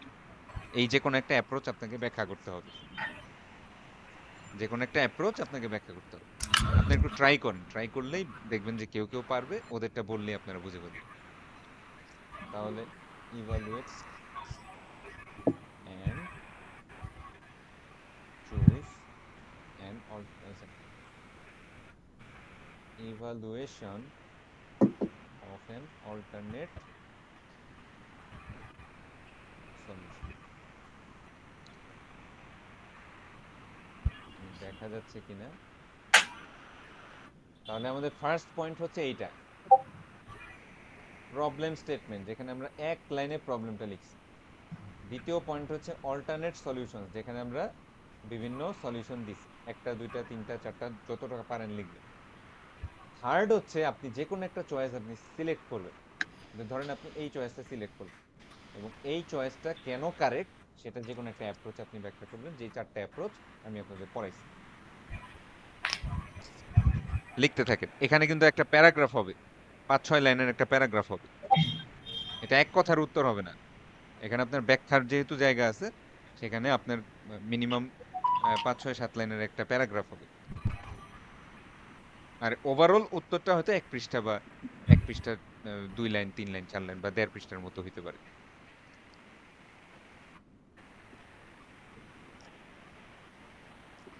বাট আগেই বললাম আমি কিন্তু পৃষ্ঠা কাউন্ট করব না, আমি কোনো কিছু দেখব না। আমি দেখব হচ্ছে আপনাদের গ্রামার ঠিক আছে কিনা, স্পেলিং ঠিক আছে কিনা, এবং ওভারঅল আপনি যেটা এক্সপ্রেস করতে চাচ্ছেন নিজের ভাষায় সেটা ইংরেজিতে পারতেছেন কিনা এক্সপ্রেস করতে।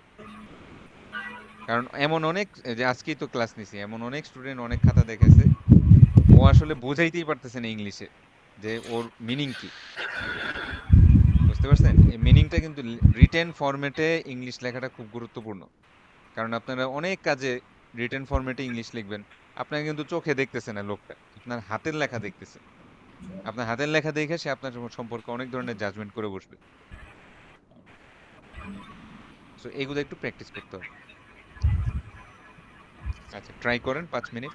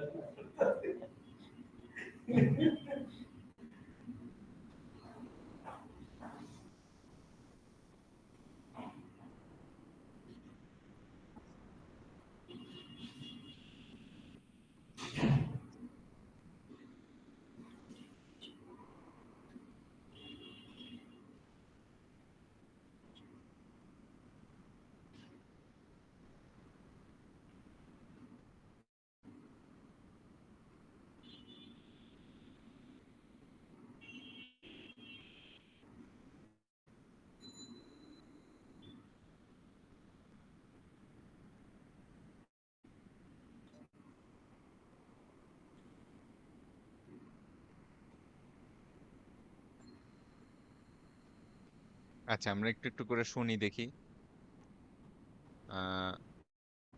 ইয়াসফিন আরশি, ইয়াসফিন আরশি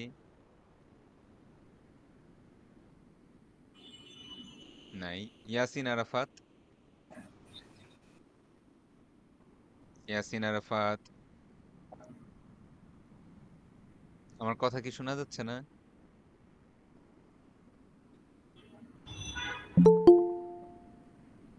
Someone wants to sir join. সবাই লেখার মধ্যে আছে তো স্যার, আর একটু সময় দেন, 1 মিনিট স্যার। আচ্ছা, আর 2 মিনিট লেখেন। এই যে এইমাত্র কে জয়েন করলো?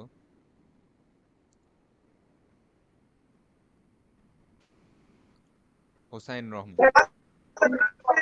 স্যার হোসেন রহমান, হ্যাঁ স্যার আমার ডিউটি ছিল তো অফিসে মাত্র বেরোলাম। আচ্ছা আমরা কিন্তু সবাই কোশ্চেন সলভ করতেছি, বুঝছেন? ফ্রেন্ডদের থেকে পরে শিখে নিয়ে। জি ওকে স্যার।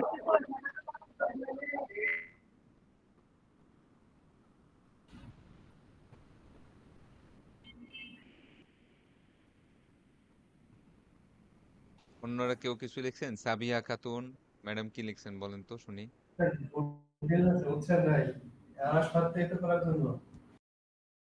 সাবিয়া খাতুন নাই, সবাই ঘুমায় গেছে। অনলাইন ক্লাসে এই ধরনের কোর্স একটু কঠিন করান, ইন্টারঅ্যাক্টিভ ক্লাস করানো একটু ডিফিকাল্ট। তাহলে আপনাদের অন্য সিস্টেমে আমি যাব। হ্যাঁ, আপনাদের এইভাবে কাজ করতে দিলে দেরি হয়ে যাবে। স্যার আমি বলি, রিফা সঞ্জিদা, জি বলেন ম্যাডাম, বলেন। যত ভুল যেতে পারে তারপর এখানে কোনো ভুল শুদ্ধ নাই, এটা আমি একটু পরেই দেখাবো যে ভুল শুদ্ধ নাই। বলেন। Gaining valuable experience and skill. না, ফার্স্টে আপনি বলেন আপনি কোন অ্যাপ্রোচটা নিচ্ছেন, মানে কোনটা রাইট সলিউশন নিচ্ছেন, এবং তারপরে ডুইং বলবেন যে কোন অ্যাপ্রোচে এটা কারেক্ট। আপনার অল্টারনেট সলিউশন কোনটা, কোনটাকে আপনি চয়েস করছেন? Doing unpaid job. আচ্ছা, ডুইং আনপেড জব। তাহলে doing unpaid job is my alternate, মানে is my solution to this problem. ঠিক আছে? হ্যাঁ, আচ্ছা, এরপরে আপনি বলবেন বিকজ, এবার বলেন। Because gaining valuable experience and skill. আরেকবার একটু, আমি শুনতে পারিনি। Gaining valuable experience and skills. আচ্ছা, কিন্তু আপনি তো কোনো এথিক্সের অ্যাপ্রোচ বললেন না। এই যে 4টা এথিক্সের অ্যাপ্রোচ পড়াইলাম, virtue, utilitarian, fairness, common good, যে কোনো একটা অ্যাপ্রোচ দিয়ে ব্যাখ্যা করতে হবে না যে কেন আনপেইড জবটা করা ভালো?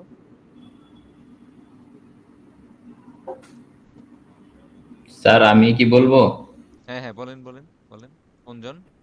আমি বলবো ওকে স্যার বলুক। হ্যাঁ, স্যার মহিউদ্দিন, জি বলেন। জি স্যার, মহিউদ্দিন বলেন। স্যার আমি লিখছি sir, to get some experience I need আচ্ছা, দ্যাট। এগেইন আপনার চয়েস কোনটা ছিল? আপনার 3-4টা পয়েন্টের মধ্যে কোনটা আপনার চয়েস ছিল?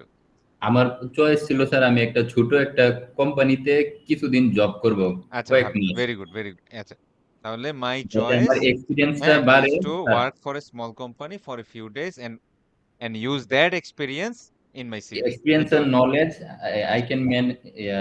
তারপরে স্যার আমি একটা করব আর কি, I will have required experience and then most important thing is to write a cover letter with CV আচ্ছা, দ্যাট এখন আই ক্যান সমস্যাটা দেখেন। কনভিন্স মাই এমপ্লয়ার। আপনি এথিক্স থেকে বের হয়ে জবের দিকে ফোকাস করতেছেন। আমরা কিন্তু এথিক্যাল অ্যাপ্রোচের মাধ্যমে প্রবলেম সলভিং এর মধ্যে আছি, বুঝতে পারছেন? আমাকে এই যে দেখতে পাচ্ছেন যে যে কোনো একটা অ্যাপ্রোচ, হ্যাঁ, যে কোনো একটা জি স্যার। অ্যাপ্রোচ আমার নিতে হবে। কথার কথা ফেয়ারনেস অ্যাপ্রোচ, আমাকে বলতে হবে যে ফেয়ারনেস অ্যাপ্রোচে সবাইকে সমানভাবে বিবেচনা করা হয়। আচ্ছা, না না, করতেছি। আচ্ছা, তাহলে ফেয়ারনেস অ্যাপ্রোচ অনুসারে আমি মনে করি আমার এই ডিসিশনটা কারেক্ট। তাহলে ফেয়ারনেস অ্যাপ্রোচটা ব্যাখ্যা করতে হবে, তারপরে বলতে হবে। আচ্ছা, কেউ কি এই অ্যাপ্রোচগুলা ইউজ করছেন? কেউ একজন বলেন তো, Yes, sir. বলেন বলেন। কোনজন? First of all, I pick my own. Fatema Akter, হ্যাঁ ম্যাডাম বলেন। First of all, I pick my own points. This one is higher. This one is providing real information in CV, and this one okay, provides fairness approach. এটা Because fairness অ্যাপ্রোচে আপনি ব্যাখ্যা করবেন যে কেন real information সিভিতে দেওয়াটাই ভালো, তাই তো?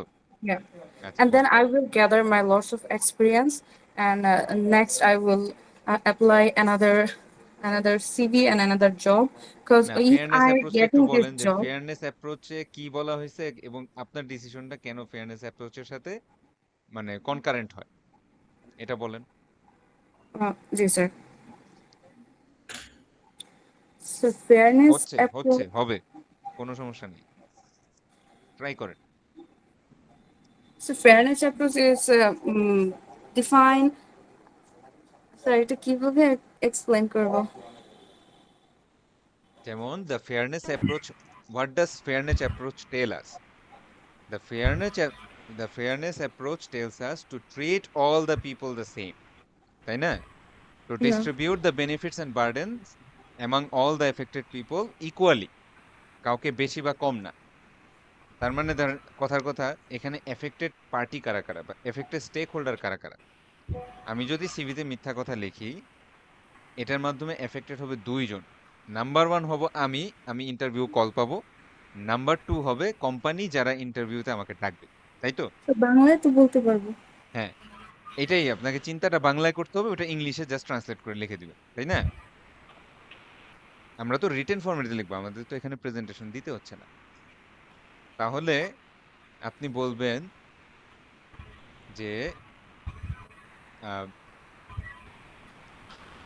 আমরা যদি এভাবে চিন্তা করি যে if we consider the fairness approach, ঠিক আছে, the company who will call me for their interviews will be cheated by my CV or resume, তাই না? Because I have given them false information. So, in terms of fairness approach, I have given them greater burdens than my benefits. যে আমি তাদেরকে আমার বেনিফিটসের তুলনায় তাদেরকে ক্ষতিটা বেশি করছি। Because they have lost their valuable time evaluating my CV and calling me for the interview, which I am mostly not capable of. বুঝতে পারছেন? জি স্যার। আপনি এইভাবে ব্যাখ্যা করবেন। So, in terms of অথবা in the view of fairness approach, I think telling the right information or mentioning the right information in my CV is the best solution. বাস কয়টা line বললাম? 4টা-5টা লাইন বলছি, হয়তো half page হবে। মূল কথা আমাদের এই 4টা জিনিস থেকেই মানে ইয়া করতে হবে আর কি। হ্যাঁ, এইবার বুঝতে পারছি। আচ্ছা জি স্যার। এখন আমি ফাইনাল একটা বলি, যেহেতু 10:30 বেজে গেছে। স্যার এত কিভাবে আমার কি সাবজেক্ট করা লাগবে? আচ্ছা, একটু হয়তো কঠিন লাগতেছে, কিন্তু আপনি একটু চিন্তা করে দেখেন, আমরা যদি ফাইনালি যাই, আমাদের একটা লাইন লিখতে হবে আমার প্রশ্নটা পড়ে। প্রবলেমটা কি? জাস্ট প্রবলেমটা স্টেটমেন্ট করবেন, একটা সিঙ্গেল লাইন। 2-4টা পয়েন্টের মতো, এখানে কিন্তু ফুল সেন্টেন্স লিখবেন না, 2-4টা পয়েন্টের মতো ধরেন 3টা সলিউশন আপনি লিখলেন এবং একটা সিঙ্গেল সলিউশন চুজ করে মাত্র 4 থেকে 5 লাইন লিখবেন। এখন এখানে যদি নাম্বার থাকে 8, তাহলে এর চেয়ে কম আর কি করতে চান? তাইলে ঠিক আছে, 8 নাম্বার হইলে এতটুকু ঠিক আছে স্যার। ধরেন 10-এর একটা মার্ক, 2-এর একটা কিছু দিলাম বা 3-এর একটা কিছু দিলাম, এখানে 7 দিলাম বা এখানে 6 দিলাম, ওখানে 4 দিলাম। বুঝতে পারছেন না? আচ্ছা, এখন আমি একটা মজার জিনিস বলি। আমার একজন স্টুডেন্ট সকালে এই ক্লাসে না অন্য ক্লাসে বোধহয় শনিবারের ক্লাস হতে পারে, সে একটা সলিউশন দিছে, টেলিং লাইস।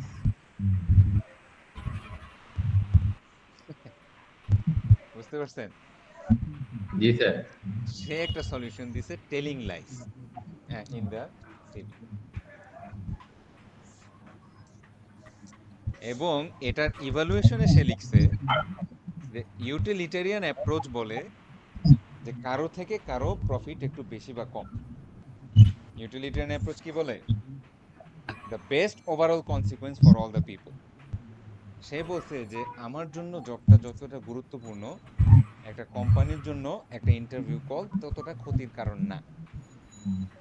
তার ভালো অ্যাপ্রোচ তো তাইলে। তখন সে বলল যে আমি যদি ইউটিলিটেরিয়ান অ্যাপ্রোচটা কাউন্ট করি, আমার প্রফিট উইল, যেটাকে বলে out number the burdens of the company that I am applying for, সেই কথা লেখছে the sir. companies those who will call me for the interview.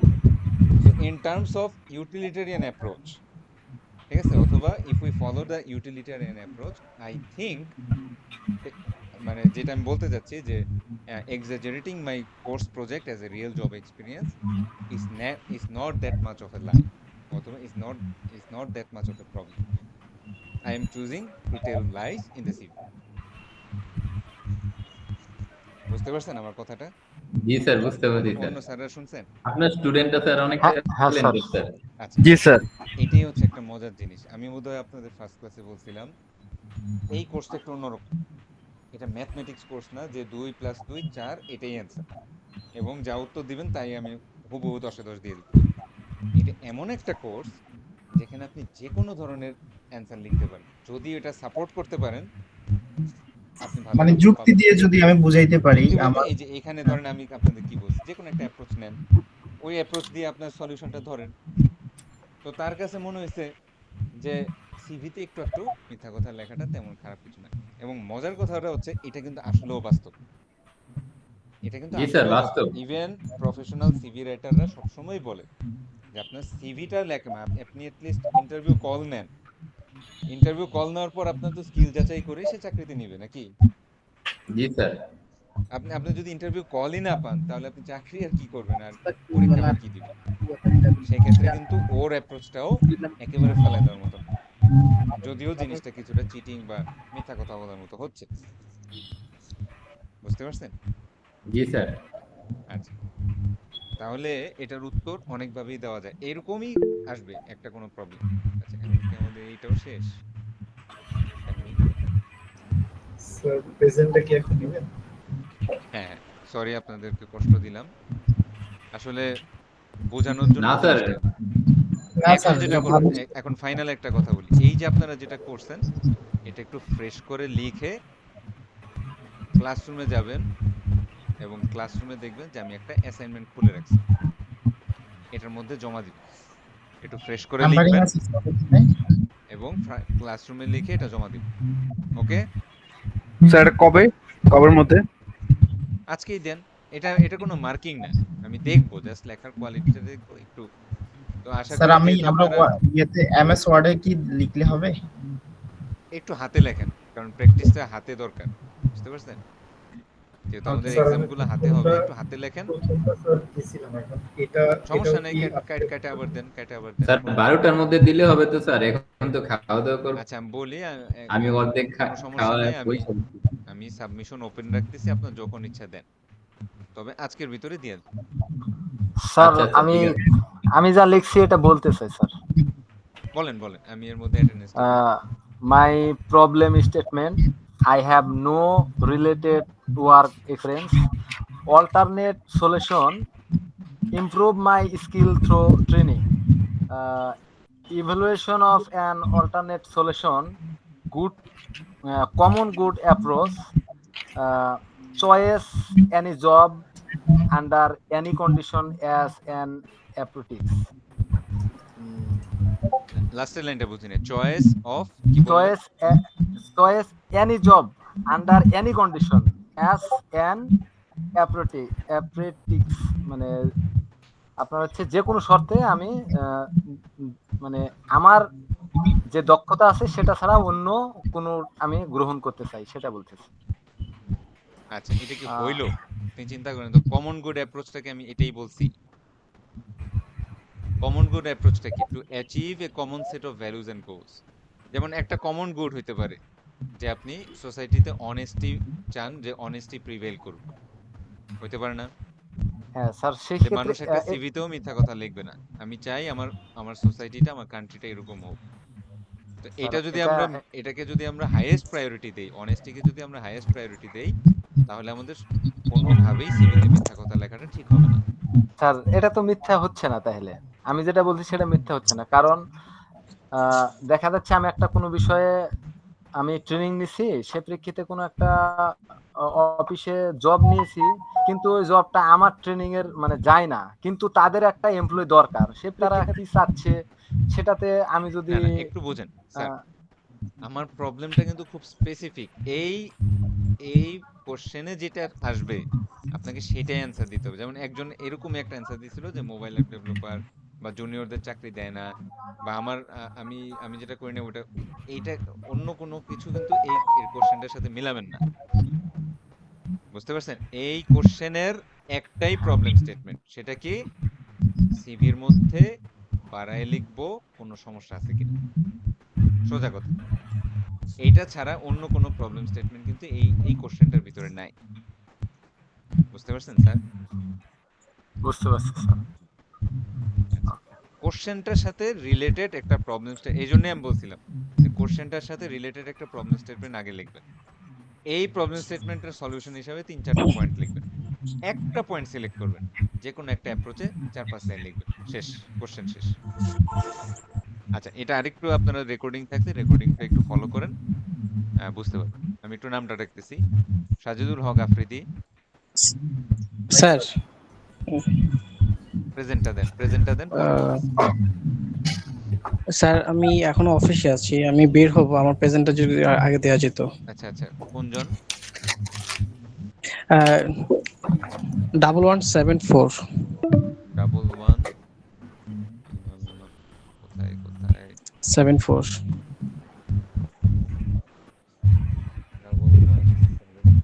শাহাদাত হোসেন সুজন। আচ্ছা জি sir. Muksid Ahmed. Yes sir. Mohiuddin Ahmed. Yes sir. Tanvir Hossain. Yes sir.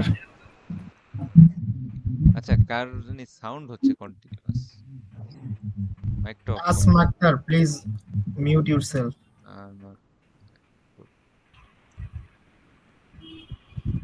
Arif Hossain. Yes sir. Bashir Hossain Bappi. Mirajul Islam. Present sir. Mohammad Ziadul Haque. Yes, sir. Murad Hossain. Yes sir. Sir আমার last ক্লাসও present ছিল, but রেজিস্ট্রেশনের প্রবলেমের কারণে আমি ওটা আমার হাতে ওটা নেই। দিতে হ্যাঁ, পারিনি। ওটা আমার হাতে নেই। সাবিয়া খাতুন।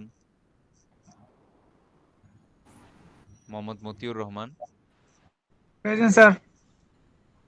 মোহাম্মদ কবির হাসান রিজন। প্রেজেন্ট। কবির হাসান কে? প্রেজেন্ট কি সাবিয়া খাতুন দিছেন? স্যার। কোনজন বলেন তো? হ্যাঁ, সাবিয়া খাতুন। আচ্ছা ঠিক আছে, আমি দিয়ে দিচ্ছি। Present. Kabir Hasan Rizon, Rohan Bakhtiar, Fatema Akter, present sir. Ashraful Alam, Hussain Rahman. Yes, sir. Karimul Islam Nayan, Karimul Islam, Sharmin Afroz. Yes sir. Mohammad Sarwar Hossain. Yes sir. Abdullah Mahfuz Ifti. Zobayer Ahmed. Rakibul Islam. Present sir.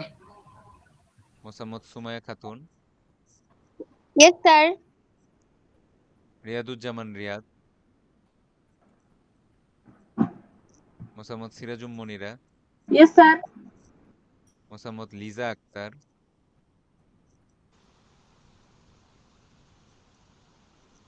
Emdadul Haque. Yes sir. Mohammad Tarek Mahmud.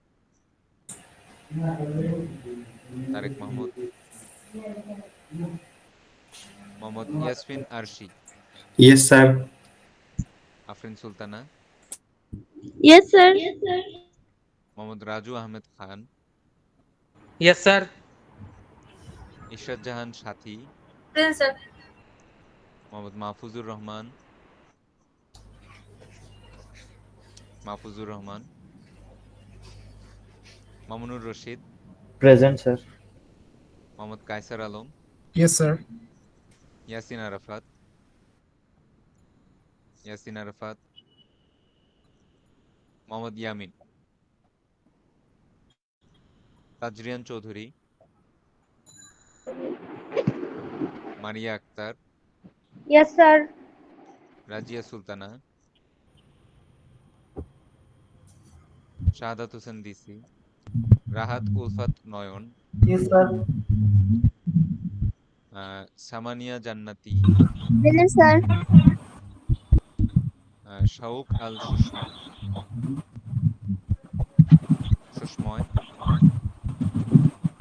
হুজ্জাতুল ইসলাম তাহা, Yes, sir. Mosammat Asma Akter, Yes, sir. Hasan, Mosammat Rifa Sanjida Anika, Present, sir. Tanvir Ahmed,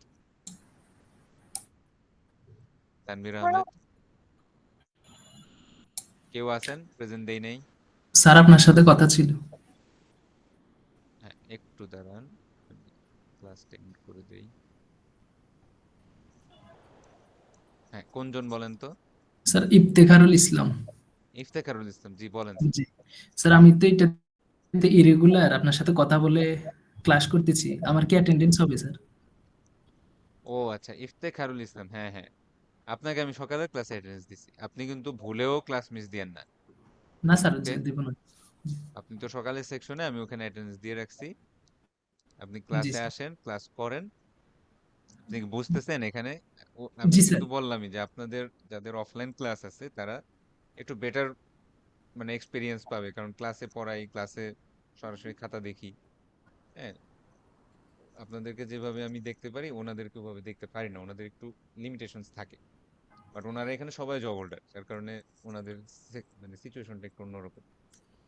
আপনি যদি পারেন ক্লাস করেন, আর একেবারে না পারলে তো আমি সিচুয়েশন স্যার রাখছি। একেবারে সম্ভব কিন্তু হচ্ছে না। আপনাকে আমি মিড তো এবং স্যার ফাইনাল বা জি এই ইভেন কুইজ আমি হয়তো একটা সিস্টেম করব, বাট মিড ফাইনাল কিন্তু সেন্ট্রাল এক্সাম, এটা ওইখানেই সিট করবে, ওখানে গিয়ে দিতে হবে।